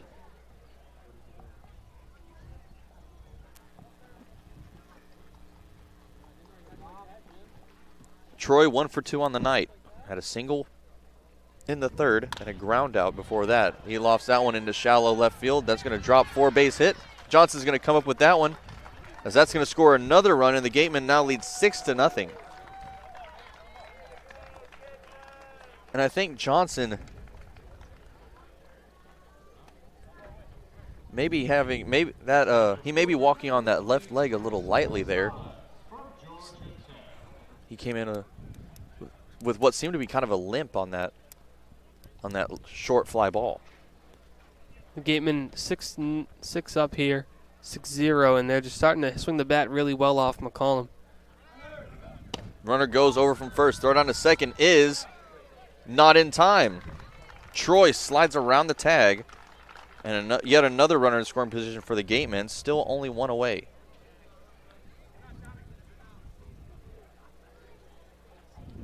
Another big inning now for Wareham. Tres Gonzalez with a 1-0 count, 1 away. Gonzalez has reached base twice tonight. He's reached home once. He drives that one into center field. Johnson coming back once again towards the wall, and that is going to be off the wall. Extra bases once again. Another run's going to come in for the Gatemen. That's an RBI double for Tres Gonzalez. And the Gatemen keep on trucking, now leading 7-0. Yeah, they are just driving the ball with Tommy McCollum. He has a good fastball there, but they're timing it up. A good fastball hitting team, it seems. And they're hitting it to deep center. I mean, I think those balls would have been out at McKeon. It's just such a deep part of the yard here. They definitely would be out at McKeon. That's such a, I don't know how far that fence is out in center field, but I don't know. It is a long ways away. Yeah, like we mentioned, the outfield here a little bit unusual as it doubles as a football field in the fall. The goalposts, one set of goalposts actually in foul territory, the other set just beyond the fence. I wonder if you get like a special prize if you end up hitting it over the fence and through the goalpost at the same time. You know, kind of like how I don't think you do, but kind of like how some baseball teams like have that little hit it here thing. You know, we had that in Little League. You'd hit it and get a pizza party, but nobody ever hit it. We had kids hit it under it. It was out in dead center. Wow. It's like 205 and like 5 feet behind the fence, and it just snuck under it a couple times. Oh, that would have been one heck of a party if you would have gotten it, for sure. Mound visit for the Harbor Hawks now dismisses as Coach Kern heads on back to the dugout.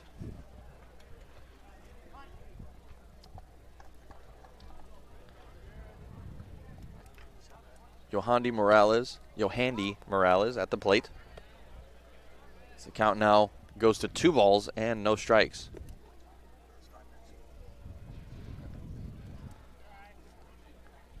And that's now 5 out of the 6 batters so far this inning have reached base. 4 of those 5 have scored. The 5th is now in scoring position for Morales, who has that 2-0 count. Here's the pitch from McCullum. That's lofted foul. That's behind the press box once again. 2-1 now the count with 1 away.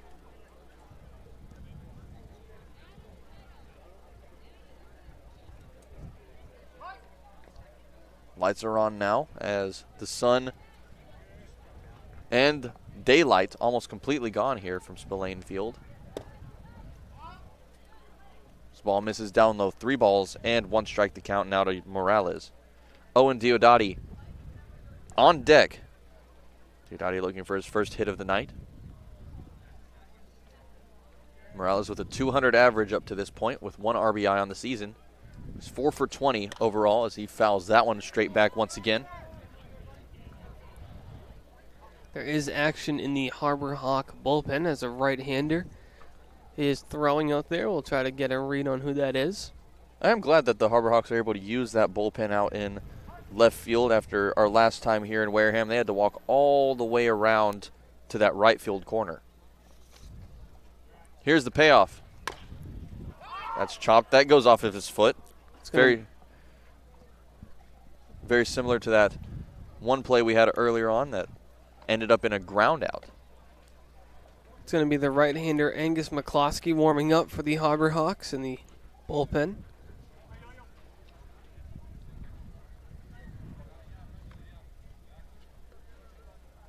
Count is full once again.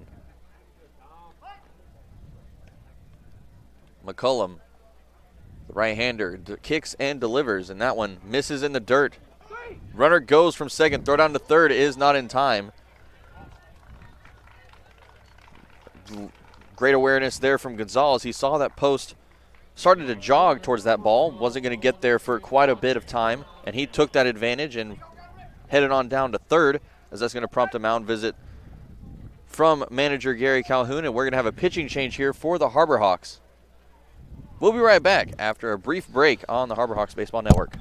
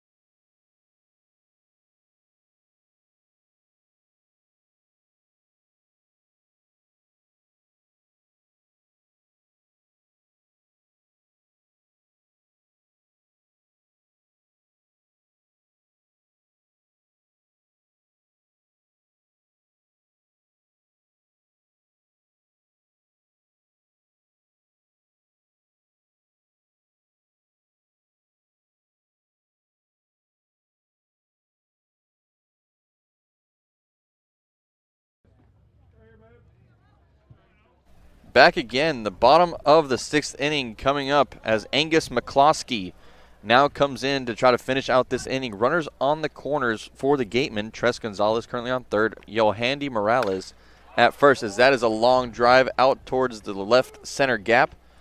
That's going to be Johnson settling under it for out number 2. Another run's going to score for the Gateman as Gonzalez tags from third. And the Gateman now score their 5th run of this 6th inning, leading 8-0. Good job getting the first out by McCloskey. The sac fly, though, does bring the run home, and you can't really ask for much more of the pen. 1 pitch, 1 out. So Diodati goes down with a fly out. He's 0 for 3 on the night. Kellum Clark, the only hitter remaining that has not seen the plate in the 6th inning, now at the plate. This pitch flown out towards the crowd down the third base line and just past the bleachers, as that is strike number 1. 0-1 the count with 2 away. Clark is 0 for 3. A fly out, a ground out, and a strikeout. He's gotten out just about in every way you can get out. As the 0-1 from McCloskey comes in, a breaking ball, misses down low. Evening the count, 1 ball and 1 strike with 2 away.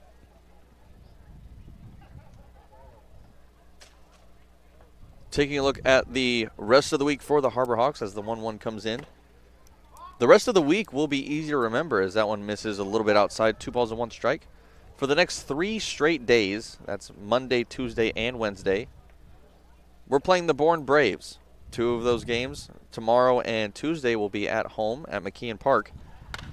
As this pitch is lofted out into center field, that's going to be Romano and Johnson coming in, and that drops in between them. Nobody knew who was going to get that one. Another run comes in, and the inning just keeps on going as the Gatemen now lead 9-0.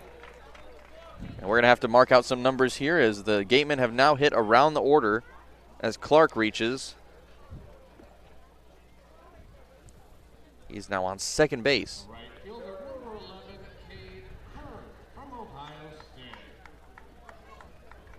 Like I was saying, got the Bourne Braves at McKeon Park back-to-back on, that's tomorrow and Tuesday night. That'll be here on the Harbor Hawks Baseball Network. And then on Wednesday, we're going to travel to Bourne to battle the Braves one last time for the week. The Bravos, as they're called. That'll be in Bourne once again on Wednesday to finish out the week before that off day on Thursday. Home on Friday as well for the Harbor Hawks.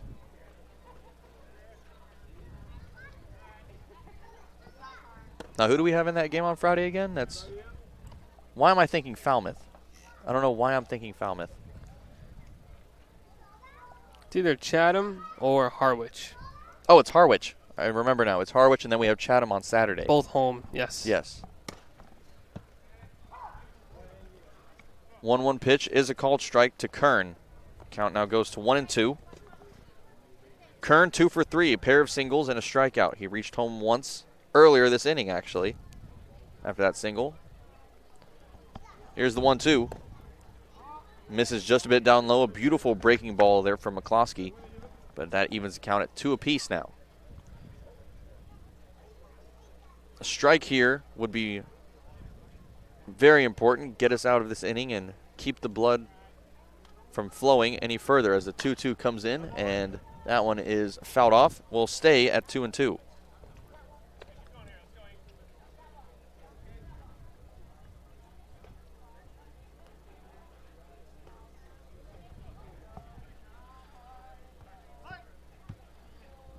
Now taking a look around the league as the 2-2 pitch comes in from McCloskey. That one misses low. Ball 3. 3-2 now the count.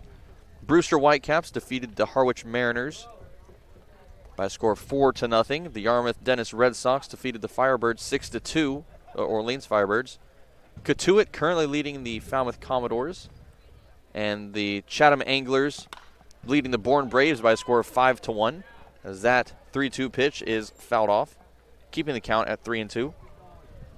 Some more draft updates from the MLB. The third pick, Jackson Jobe to the Detroit Tigers. The fourth pick, Marcelo Mayer out of high school to the Red Sox. The fifth, Colton Cowser to the Orioles. Hang on, Austin. Did I just sense a little bit of a southern accent coming out of you? A little bit? I don't think so. I heard Detroit Tigers. You know, Tigers. Tigers. Tigers. I don't know about that. Detroit Tigers. Colton Cowser going 5 to the Orioles. Jordan Lawler, 6 to the Diamondbacks. Frank Mazzucato to the Royals at 7. Another high school athlete. And another high school athlete, Montgomery, going to the Rockies. And then Sam Bachman from Miami University of Ohio. And then Kumar Rocket going 10 to the Mets from Vanderbilt. 11, Brady House to the Nationals. And 12, Harry Ford as the Phillies are on the clock. So I'll have to keep an eye on that one. I'm a big Phillies fan. See if your team gets somebody, anybody significant. Somebody who can pitch. Now, who would you say the Phillies needs? Needs? Well, like what kind of player do the Phillies need? One that throws strikes. That one bounces past post. That's going to allow Crooks. That's Kern actually to reach second as he reached on a walk just a few moments ago. Meanwhile, the count now to Jimmy Crooks at 1-1. Crooks is now 0 for 3 with a pair of flyouts and a ground out.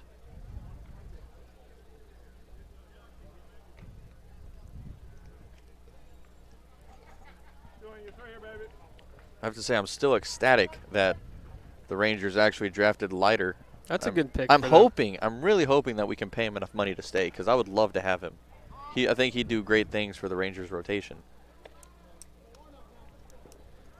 Of course, I doubt that we'd start him straight off, but it would be nice to. He could be fast-tracked, similar to Casey Mize, who was drafted just a couple years back, and Mize made his debut last season, and was drafted in 2018. It was that 2-1 pitch lofted towards left field. That is going to be picked up by Hardigan and made for out number 3. The Gatemen blow this game wide open, now leading 9-0 after 6 innings of play. But we'll be back. The Harbor Hawks back at the plate after this on the Harbor Hawks Baseball Network.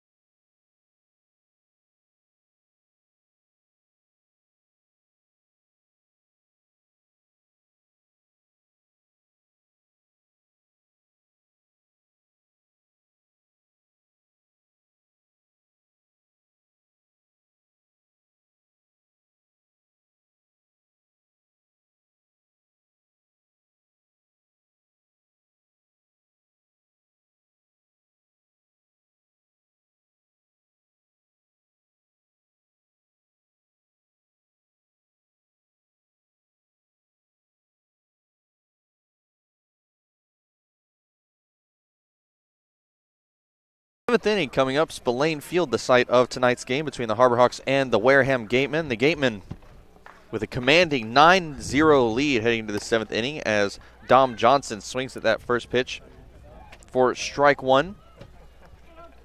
The first 5 innings were fine for the Harbor Hawks. They were trailing 3-0 in a game that they had the tying run to the plate a couple of times.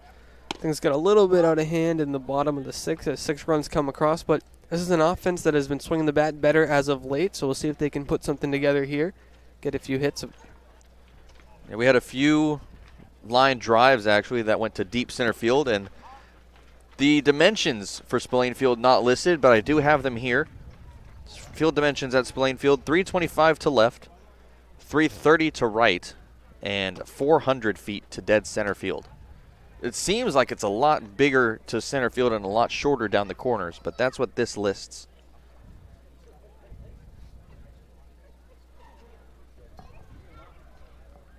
Count now at 2-2. AC comes home.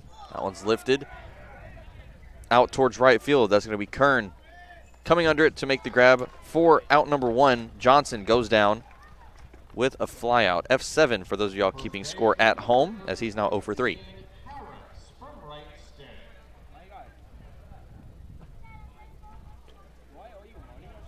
Little defensive change for the Wareham Gateman. The center fielder change as Cade Fergus comes in from George Washington. He had a good little fan section out there on left center. Oh, they got fat heads. Oh, boy. Yeah, got some people standing up and waving his head around on some signs. Very devoted fans. Lots of family out there. I mean, it's cool to see. I mean, if you have a relative that plays here, I mean, these are all kids who have a ton of talent, and a lot of them get drafted. We know how many make the pros. A sliding play from Troy for out number 2. A beautiful play there from Tommy Troy for out number 2 as Harris goes down. And with 2 away now, a quick 2 outs. That's going to bring Mason Greer to the plate. Greer having himself a pretty good night. 2 for 2 with a pair of singles to his name so far. He's reached third once, and he's reached first as well. Has yet to come home as the Harbor Hawks have yet to break that goose egg up on the board. 9-0 deficit. And the Phillies are going back-to-back high school right-handed pitchers. Last year they took Mick Abel, and now they're taking Andrew Painter, another righty. So that MLB draft is continuing to go underway. The kid they drafted last year has been on fire in single A. 2 balls and no strikes. Now they count to Greer. Greer heading to Missouri State in the fall. As this pitch comes in, he grounds that one over towards second. The shift works as Jarvis picks that one up, as that completes the inning.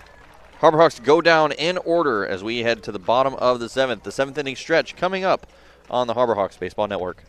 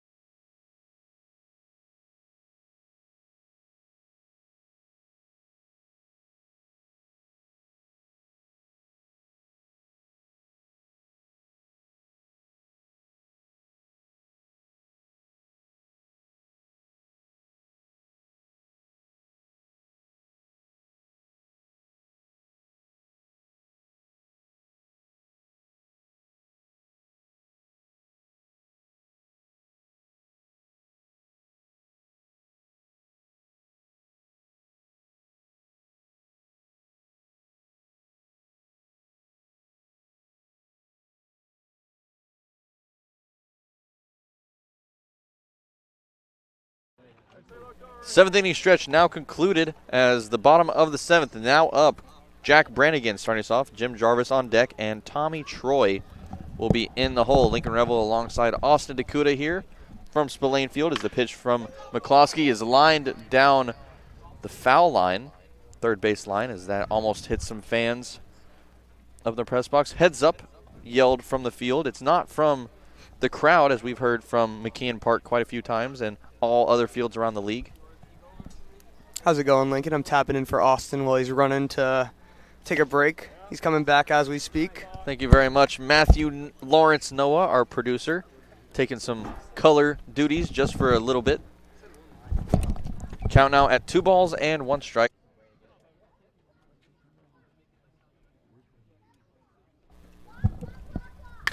The 2-1 lined into left center field. That's going to get down for a base hit. Johnson comes up with it, throw in as Brannigan takes a little trip over first base as he goes down, crawls back to first, and slaps his hand down on the bag with emphasis. Well, good to see he's okay. I mean, he's having a great night down at the plate. 3 for 3.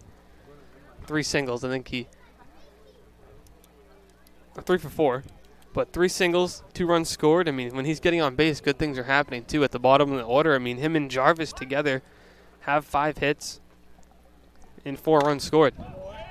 And on that note, Jarvis lofts this one towards shallow center field. That's Johnson sprinting quite a ways to make that grab. Meanwhile, Brannigan going to retreat back to first as Jarvis goes down with that F8 for out number 1. And Austin, we've talked a couple of times about how Johnson just showing off his incredible speed a few times, and he just showed it there, coming up quite a ways in order to make that one just a few steps in front of the infield. He's fast. He really is. He can cover a lot of ground in center field, and it says a lot about Caden Rose's speed out there as well, because Johnson usually is bumped to left or right field when Rose is playing center. So between the two of them and Clark Elliott and Mitch Hardigan, those 4 as a group in the outfield that can cover a lot of ground. Yeah, I have to say, if I were this team, I would be very confident in my outfielders for this season. Just a great group, 4 guys, but 4 very solid outfielders for this team. 0-1 now they count to Tommy Troy as McCloskey comes in. That one finds the zone. for strike 2.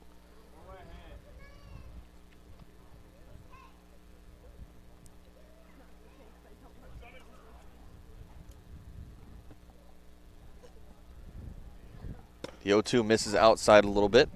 As that brings the count now 1 ball, 2 strikes. Troy facing a 2 for 3 night so far. A ground out, a pair of singles. He's reached home once, and he's also walked once. Great night for him, too. The 1-2 breaking ball from McCloskey. Troy wanted to go for it a little bit, but he ends up keeping his bat on his shoulders. 2-2 now the count. McCloskey, the right-hander, brings it home. That pitch is fouled off. So it's going to keep the count at 2-2. Another announcement from the public address announcer here at Spillane Field that the foul balls are fair game for any fans, and that has, as we know, that has opened up a little bit of a mob situation at some fields. Yeah, you get a lot of kids fighting for him. 3-2 pitch here. Big one from McCloskey, looking to get the second out. McCloskey with the payoff. Ooh. That's fouled straight back, hitting off the fence in front of the press box, as we'll stay at 3-2.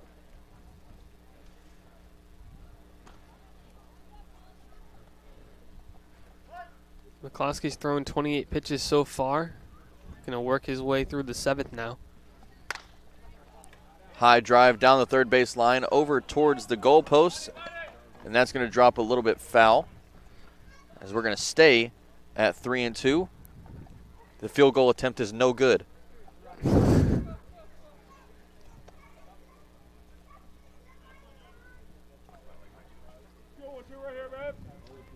Now 3-2.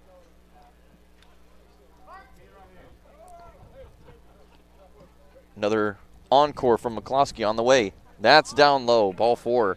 Runners now on first and second as Brannigan extends over to second base now. Troy reaches on a walk with 1 away.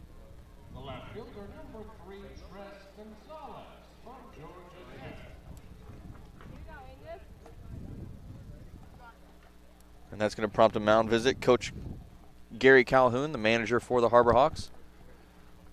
Nobody warming up as of yet. There's some movement in the Harbor Hawks bullpen, but that is going to prompt a pitching change. Someone has been moving for quite a while. We just didn't see it.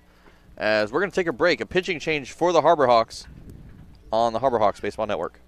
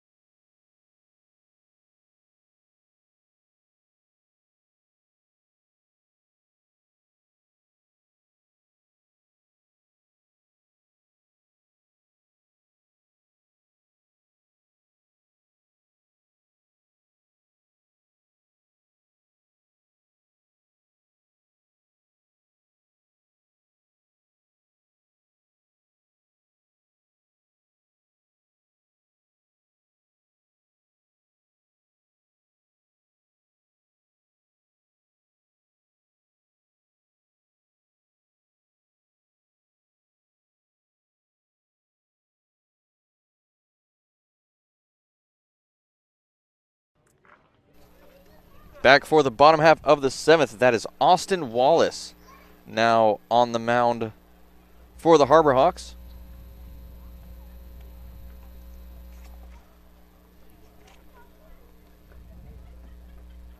Wallace, 6'4", 210 pounds from Austin, Texas. As this one's grounded up the middle, that's going to be down for a base hit. Run's going to come in for the Gateman as they now reach double digits. Runners on the corners now. As Brandigan comes in, Troy now reaches third base, and that is an RBI single for Tres Gonzalez. And the Gatemen have started things right where they left off in the 6th. As back in the 6th, Kern reached to start things off. Jimmy Crooks flew out. And after that, a string of base hits. In this inning, Brandigan reached, Jarvis flew out, and Troy and Gonzalez have both reached since then. The 1-0 is fouled off. That's going to bring the count to 1-1. As that is now Yohandy Morales at the plate. Lots of ones across the board. 1 ball, 1 strike, and 1 away. Lefty-lefty matchup. Wallace has a great breaking ball, too, that's tough for left-handed hitters. And that breaking ball shown there. Ball gets past the glove of post. Runner comes in to score, and that will score another run. The Gatemen leading now 11-0 against the Harbor Hawks. Tough night here at Spillane. Some positives, though. Marc Adamiak was great to start the game. Still a lot of good things to take away from tonight's game, like Austin said. A couple of great plays, great pitching as well. Mason Greer's got 2 hits tonight. Greer's bat finally coming out of its shell. As the 1-1 is fouled between the legs of Morales, brings the count now to 1-2. And I believe that count should actually say 2-2 after that ball missed the glove of post. I think it should be 2-2 now. Home plate umpire puts the ball in play.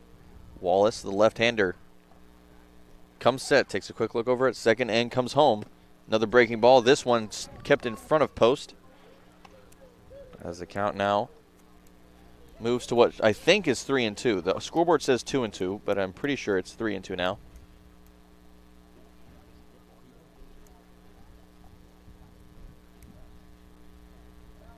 Wallace comes home. Swing and a miss. That is strike 3. Morales goes down swinging, and that is out number 2 here in the bottom of the 7th.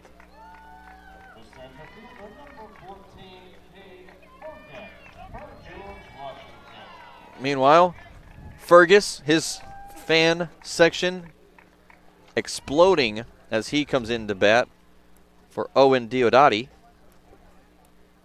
Comes into the game hitting .280 on the season with a solo home run. You know what this means, though? It seems there's another substitution coming in, apparently. Double switch. Yeah. Ferguson came in actually in place of Gonzalez. Gonzalez is still in the game, of course. No, so he came in for Diodati, then they just moved Gonzalez. So, they just moved I guess Gonzalez is in center field. left, yeah. Yeah, as soon as you said that, as soon as I put the 2 and 2 together, I realized, oh, wait, it's not as complicated as I think it is. I just missed who he came in for. I wasn't sure. Yeah, and then once you said Diodati, and then I was like, oh, I think Gonzalez is now in left. But yeah, 2 and 2 together. Mind blown, apparently. Count now at 1-1 with 2 away.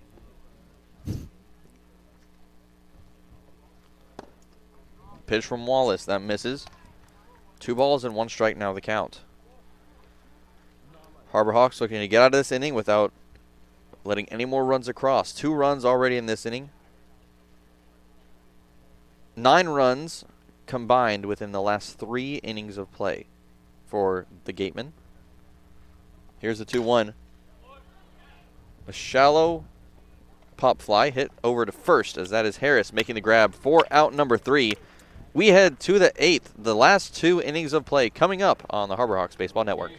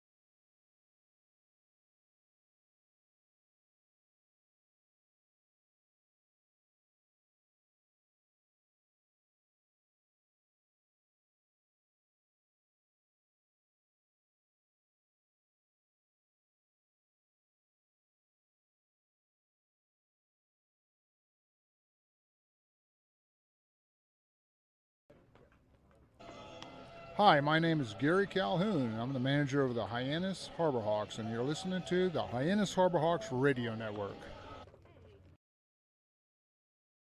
Spillane Field, the Gateman leading the Hyannis Harbor Hawks by a score of 11-0. But before we get started with the 8th inning, we're going to toss it down to our Sideline reporter, Taylor Farmer, for our Milton Cat read. Taylor, what's up?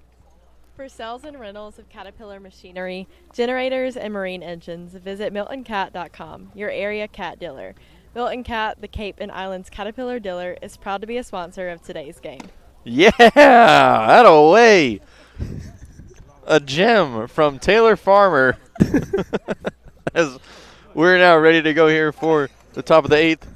For all of your Caterpillar needs, be sure to check out your Caterpillar dealer, as Taylor's mentioned.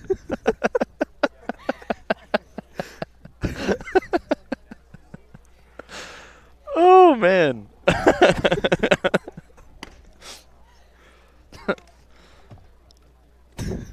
Oh, boy. All right. We're just about... Am I that funny or what? We're just about ready to get underway here. Dylan Post going to start us off. Mitch Hardigan on deck. And Caden Rose currently sitting in the hole. Good time to put some hit-togethers here for the Harbor Hawks. Let's see what Post can do. He's made contact a couple times tonight, a pair of ground outs, but he swung the bat well. First pitch to Post, misses inside. 1-0 the count. New pitcher on the mound for the Gateman, as that is Nick Conti.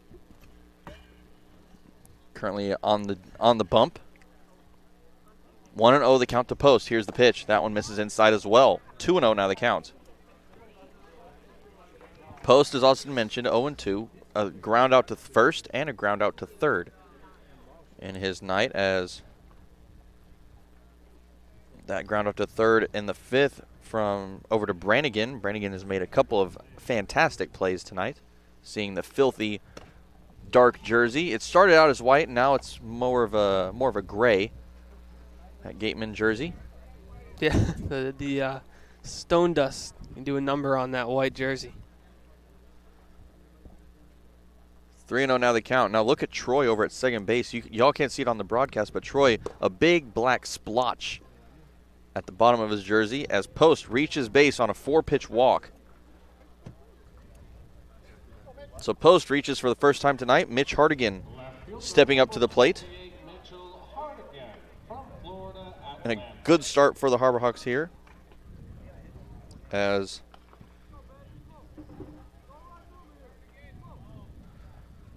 Conti has yet to throw a strike. The right-hander kicks and comes home. Fires that one right down the heart of the plate. So that brings the count now to 0-1. Hardigan, 0 for 2. Fly out in the 3rd and reached on an error back in the 6th. The 0-1 is fouled off. That's over the high school. Is this a high school or is this a middle school that's behind us, actually? There's a high school and middle school on the same campus. I think this one's the high school, and then the one down further is a middle school. I think. Don't quote me. I don't know. It's a school. That's all we know for sure. It's a school. Count now 0-2. Pitch comes in from Conti. That one misses. 1 ball and 2 strikes the count. Few fans still in attendance. They've seemed to filter out a little bit. Lots of bare spots in the stands. Except for the Fergus fans section over in the left center field bleachers. The 1-2 misses high. Count evens out 2 balls and 2 strikes with nobody out. Hardigan's a very patient hitter at the plate. Even when he gets down in the count, he knows how to put the ball in play, shorten up his swing a bit. He doesn't necessarily choke the bat up a ton, but he does know how to shorten that swing and still make some contact even with 2 strikes. The 2-2 from Conti. Right down the middle for strike 3 as Hardigan goes down looking for out number 1. A beautiful pitch there from Conti for that first out as Post stays stranded on first. Not stranded as of now. He's just hasn't moved, I guess. So with one away, Caden Rose at the plate now. 0 for 2 night for Rose. He's reached once. Down with 2 flyouts, and he walked in the 6th. 1-0 now the count as Rose had to jump away from the dish to be able to avoid that inside fastball. Conti hanging the ball at his side. He comes set, glove at his chest. A deep breath. He comes home. That misses up high. Rose lunging out of the way of that one. So that brings the count to 2-0 now. Gets Riley on top of the plate, does Rose, and he's had a couple of fastballs come in on his chest, but that doesn't really scare off the youngster Rose. Still digs back in there on the inside part. Rose in the very back of the box, just a foot or two from Crooks behind the plate as the 2-0 pitch comes in. That misses. Count now at 3 balls and no strikes. Conti has thrown only 2 official strikes. He's had a couple of foul balls. But those only strikes coming to Hardigan so far. He's had 3-0 counts to Post and Rose. And this 3-0 count to Rose now results in another walk. Second walk on the night for Conti out of 3 batters, as that brings runners now to first and second, as Post is going to extend to second and Rose reaches.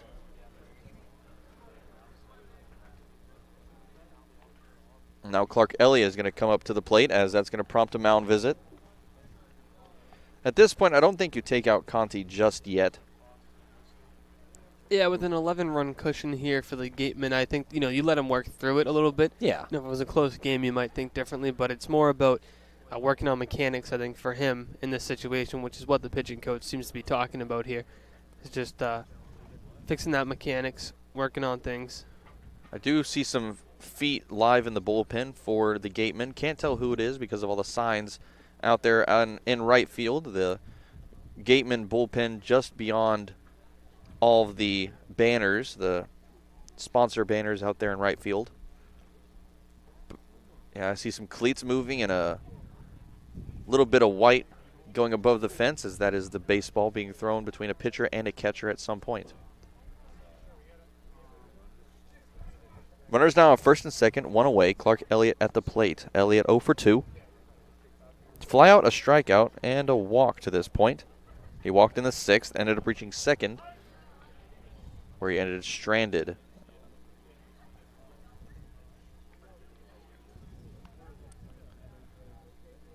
Conti from the stretch, he comes set. Big breath from the pitcher. Here he comes. That is called strike at the knees for strike 1. 0-1 the count to Elliott. Elliott out in right field. He has been all game long for the Harbor Hawks.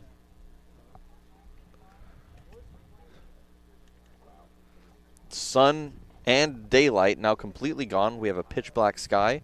The only light here from Spillane Field is the artificial light coming from the surrounding light poles.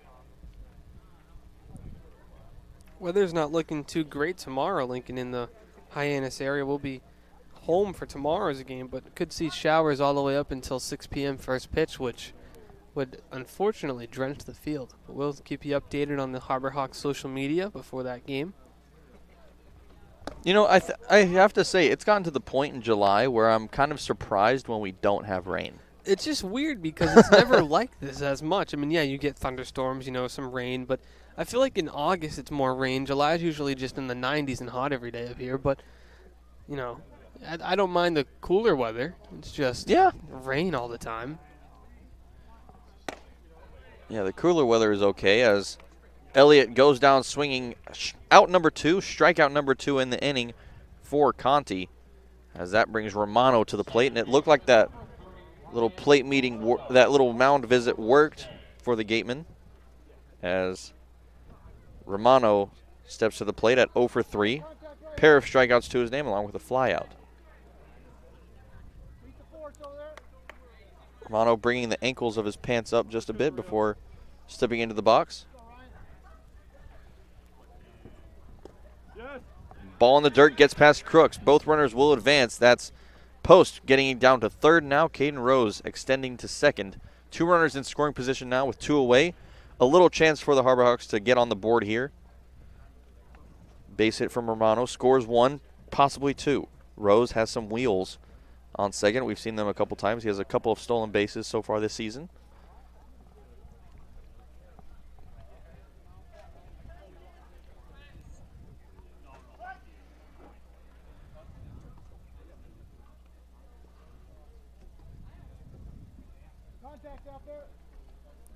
Conti ready with the 1-0. Pitch to Romano. Finds the zone, strike 1. It's going to even the count, 1-1. Once again, the top of the 8th inning. Harbor Hawks down 11-0 against the Gateman. See what Romano can do here. He's been swinging a good bat. Came into the game batting .300 on the year. That one gets past Crooks. Runner goes home from third. That's Post as the Harbor Hawks now find the board late in the 8th as we are now down 11-1.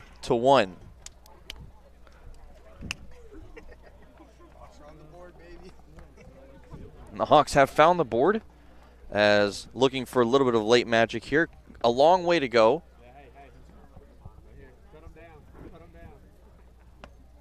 Two balls and 1 strike now the count. Runner now on third. The lone base runner as Rose stands 90 feet away from scoring another run for the Harbor Hawks. 2 balls and 1 strike the count. Conti from the stretch. Comes set. Doesn't move his foot that much. Just makes it parallel to his back foot as that one is fouled off from Romano, bringing the count even at 2-2. That's a good swing by Romano, just a tick under that fastball. It's straight off the backstop and 2-2 away. Lincoln, that brings out the lucky hat. See if we can break the It's 1-1. Break the losing streak on the hat here. It's 1 for 2. It worked last time. Did it? It did. The 2-2 missed for a ball on the last at bat. 2 balls, 2 strikes, and 2 outs. Pitch from Conti comes home. Hey, misses high. The hat's back. All right, 2 for 3 on the night. Kudos to the hat. Here we go. Standing ovation. Give it a wave. Good job, guys. All right, 3-2. Now the count. 2 away.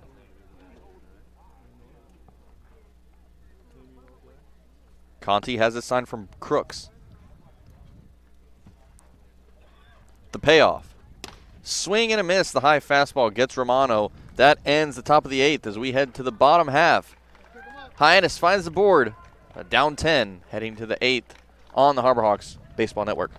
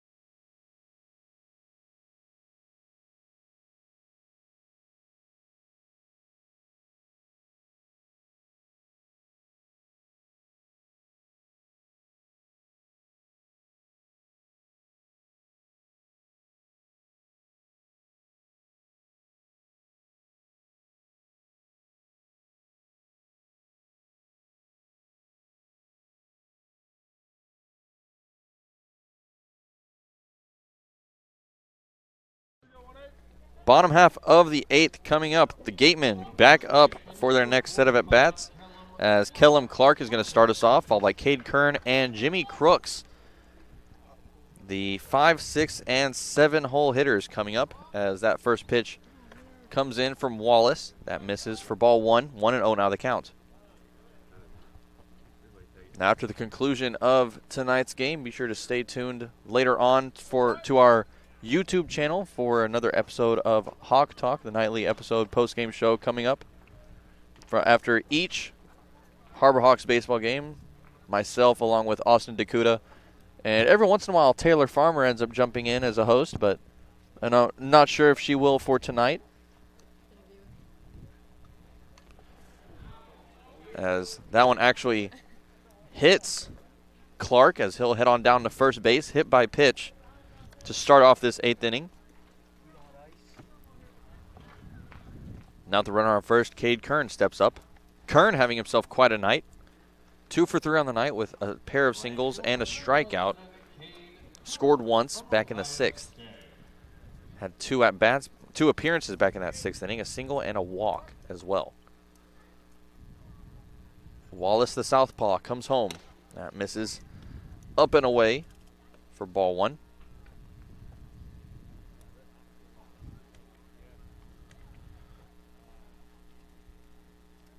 Kern, the Ohio State Buckeye, sporting the Buckeye helmet as he fouls that one off straight back. 1-1 now the count.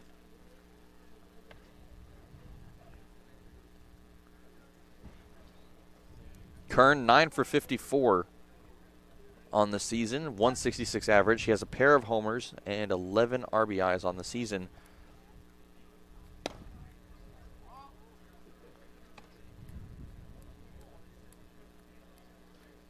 Two balls and 1 strike now the count. Wallace, ready to go, has his glove up near his chest. Here's the pitch. Misses a little low. Count now becomes 3-1. A little trouble locating here, but see if Austin Wallace, 1 pitch and a double play, and you get 2 outs, so let's see what he can do. But swing and a miss there. Count now goes to 3-2. Full count now. Chance for Wallace to make a little comeback here after letting Clark on, after hitting him with a pitch. Chance for his first strikeout of the inning. Here's the payoff coming up. Wallace comes home. Misses up and away. Ball 4. Tough at bat, but a good job by Wallace to bounce back, bring the count full at least. Just couldn't find the zone there on the last one.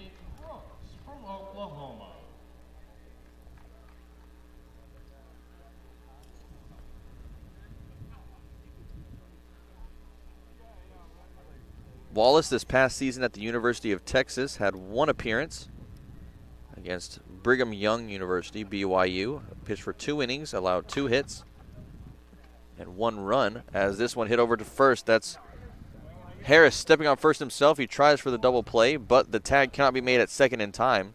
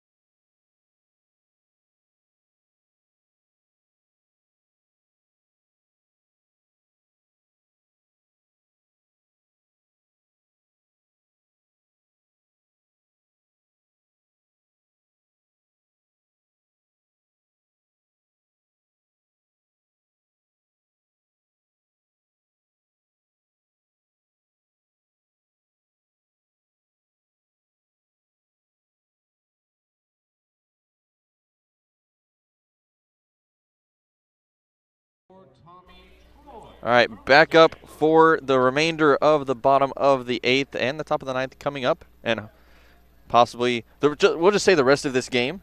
As now up for the Gateman, that's Jim Jarvis up at the plate. As actually that is going to be a pinch hitter as well, Tommy Troy back at the plate. Jim Jarvis actually just reached first there on a fielder's choice. And if you're just now joining us after that little broadcast trouble, Jimmy Crooks ended up grounding out over to first. Since then, Brannigan has reached on a walk.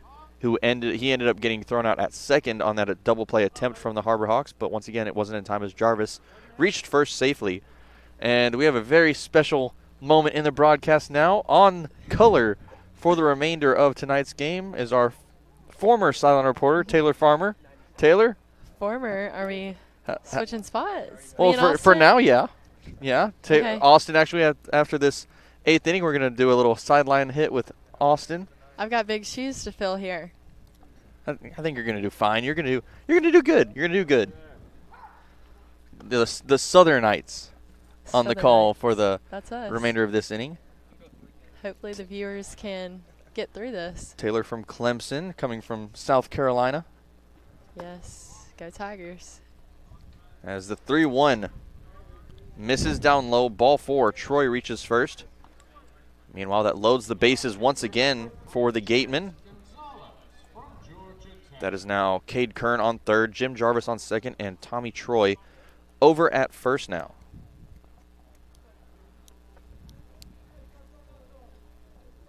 That's going to bring Tres Gonzalez up to the plate. Austin Wallace still on the mound as the pitch comes in. That one misses down low. 1 ball, no strikes to count. 2 away here in the bottom of the 8th. The Gateman leading the Harbor Hawks by a score of now 12-1.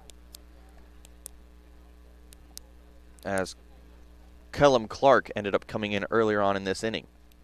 Yeah, a big out. Wallace needs to get here with bases loaded. That one fouled out of play. That's going to land against the school here, because that's going to even the count at 1-1. Kids go running. A little mob heading their way. Even some with baseballs already in their hands. Yeah, trying for multiple gifts. Maybe one for them and one for their friends, I guess. The 1-1, a big swing and a miss at a high fastball. Brings the count now 1 ball and 2 strikes with 2 away. Now, Taylor, you're doing a good job at this, actually. Thank you. You've been doing a good job, yeah. Well, you're doing a great job also. Oh, well, thank you very much. You're welcome. 1-2 now the count. Wallace, the southpaw, comes home. A swing and a miss on the breaking ball. Drop third strike. First base is occupied, so that will end the 8th. The Gatemen add 1, now leading 12-1, heading to the last inning on the Harbor Hawks Baseball Network.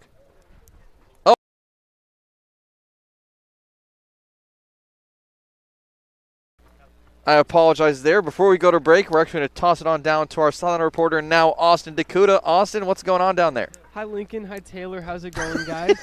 Here on the sideline. I wanted to touch base with you guys on South Frelick, who was just drafted by the Milwaukee Brewers, who I consider the biggest steal of the MLB draft.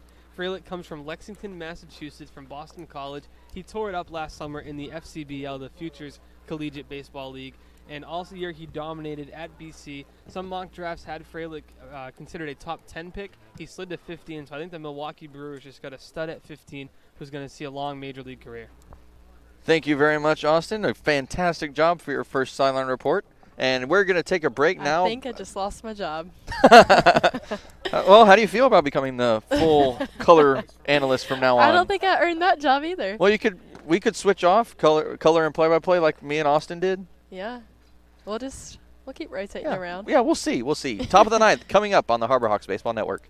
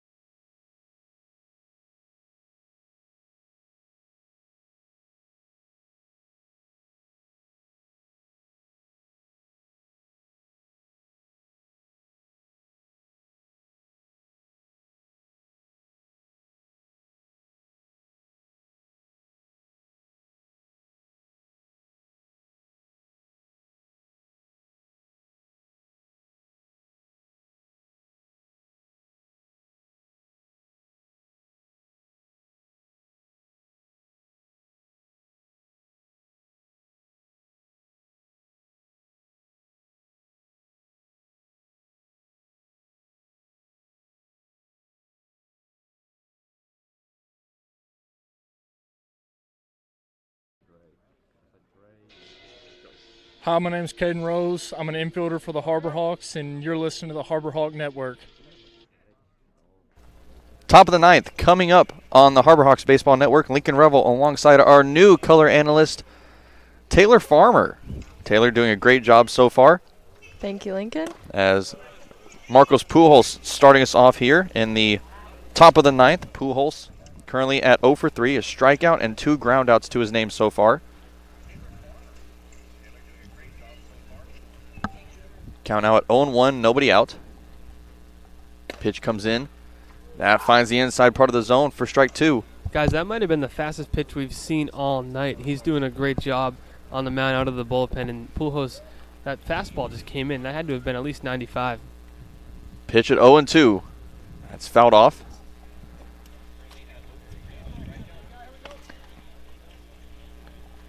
Elias Saul now on the mound for the Gateman with an 0-2 count to Pujols. Pujols, the right-hander. Pitch comes in. Grounded over towards second. Picked up by Troy. Throw to first is in time. A routine out for out number 1 here in the top of the ninth.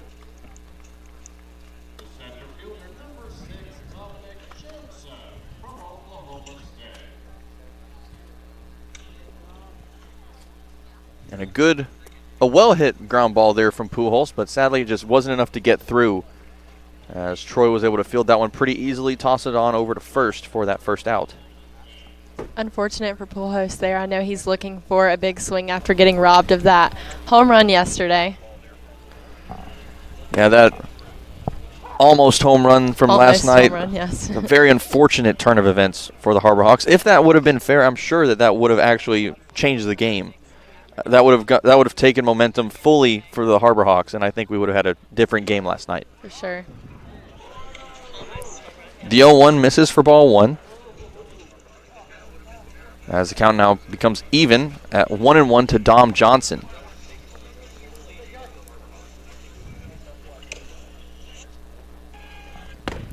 Pitch to Johnson on the 1-1, misses.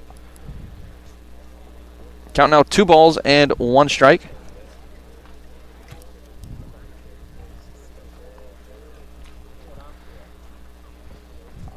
Johnson in the right-handed box in the very back of the box as he swings at that one. Can't connect with it. 2-2 the count with 1 away. Harbor Hawks once again trailing 12-1 here in the top of the ninth.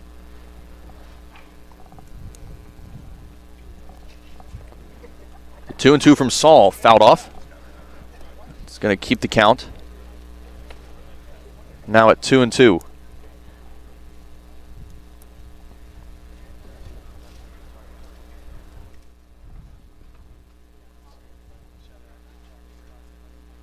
Saul from an interesting little mix between the windup and the stretch as this one hit over towards second. On the run, throw from Troy, not in time. Johnson beats it out by a hair as there's now a runner on first with 1 away. And once again, we see those wheels from Dominic Johnson.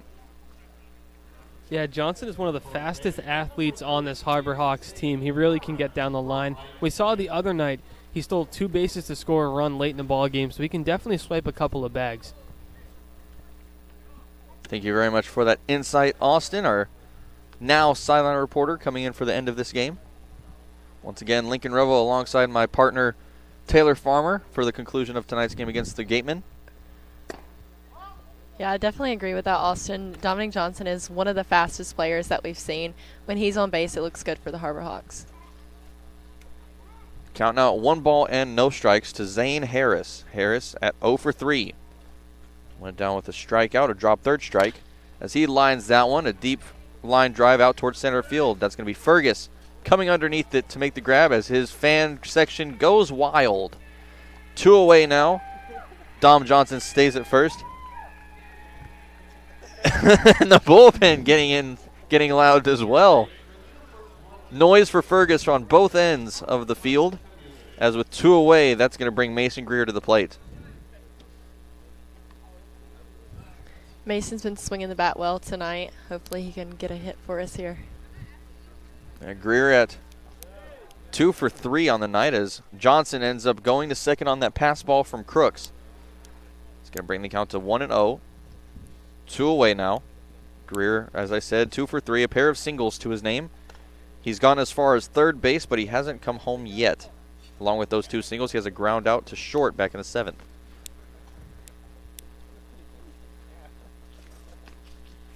Saul from the stretch now, runner on second. Nobody holding Johnson on. They're worried about getting that last out here. The 1-0. Misses. That gets past Crooks. Johnson now heading over to third. And he's now 90 feet away from scoring another run for the Harbor Hawks, getting us to within 10.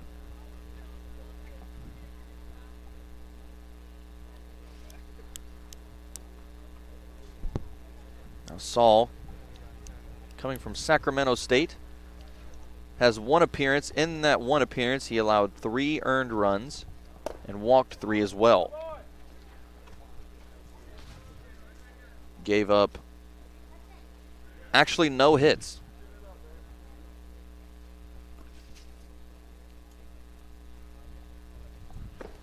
Pitch comes in, that misses. That's a 4-pitch walk to Mason Greer with 2 away. That brings runners now to the corners for Dylan Post. I'm really impressed today by Mason Greer's at-bats at the plate. He has the 2 hits. He's drawn a walk as well, and Greer starting to put it together here, and I expect that to carry over into the next couple of games as well. Mason Greer definitely lighting it up at the plate tonight, as he might finish his night off at 2 for 3 on the night. Still some game left to be played with 2 away. Chance for the Harbor Hawks for a little 2-out rally here. As Saul takes a breath. Here's the 0-1. Swing and a miss there from Post. 0-2 now the count. The final strike for the Harbor Hawks, looking to keep this game alive. Dom Johnson over at third. That's Mason Greer over at first.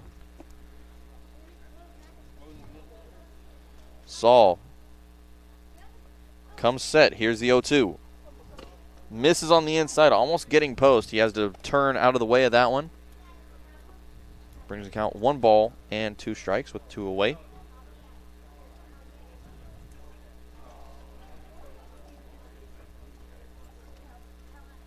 Saul already ready with the 1-2. That's fouled off. That's going to head down the third baseline, picked up by Crooks, but the umpire says that is foul. That went off of Post in the batter's box. We'll stay at 1-2.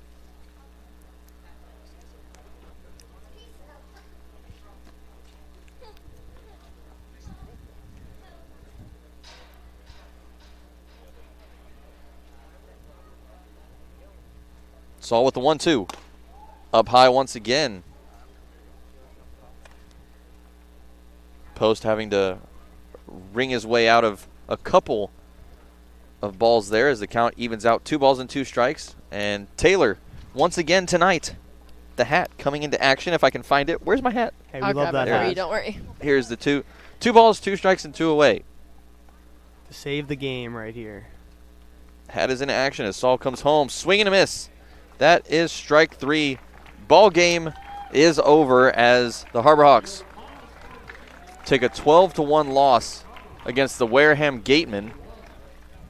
And Taylor, what started out as a pretty good game on both sides of the field, just went completely in Wareham's favor for those last 4 innings. Yeah, it did. We started out strong. Marc on the mound. They had those 2 runs, unfortunate, and error by the third baseman. But then Wareham just went on a run and we couldn't catch back up. And now, before we close out, we're going to toss it out one last time to our silent reporter, Austin DeCouta. Austin, you have anything to say for us before we close? Yeah, good to see Mason Greer getting a couple hits tonight for the Harbor Hawks. It's impressive to see he put some good swings together on a couple of fastballs. Marc, as Taylor mentioned, gave you a couple of good innings to start the ball game. We'll see how they bounce back tomorrow night. But good to see some positive signs here tonight from Adamiak, Greer, and a few others as well. That's going to do it for us here from Wareham, Massachusetts. And actually, before we go, our producer, Matthew Lawrence Noah, also has a little bit to say. Matt, what do you got for us? It's probably one of the rare appearances I get to make on air, but I just wanted to give a couple shout-outs tonight to the commentators. Lincoln and Austin did a great job. Taylor, who also did a great job. And our families and friends who are watching. And special shout-out to Harrison and Marc, 2 of our directors who also are probably watching right now. Thanks for tuning in tonight. That's going to do it for us from Wareham, Massachusetts. For our director of broadcast, Harrison Meyers, for our producer, Matthew Noah, for our sideline reporter, Austin DeCouta, and my color commentator, Taylor Farmer, I'm Lincoln Revill saying so long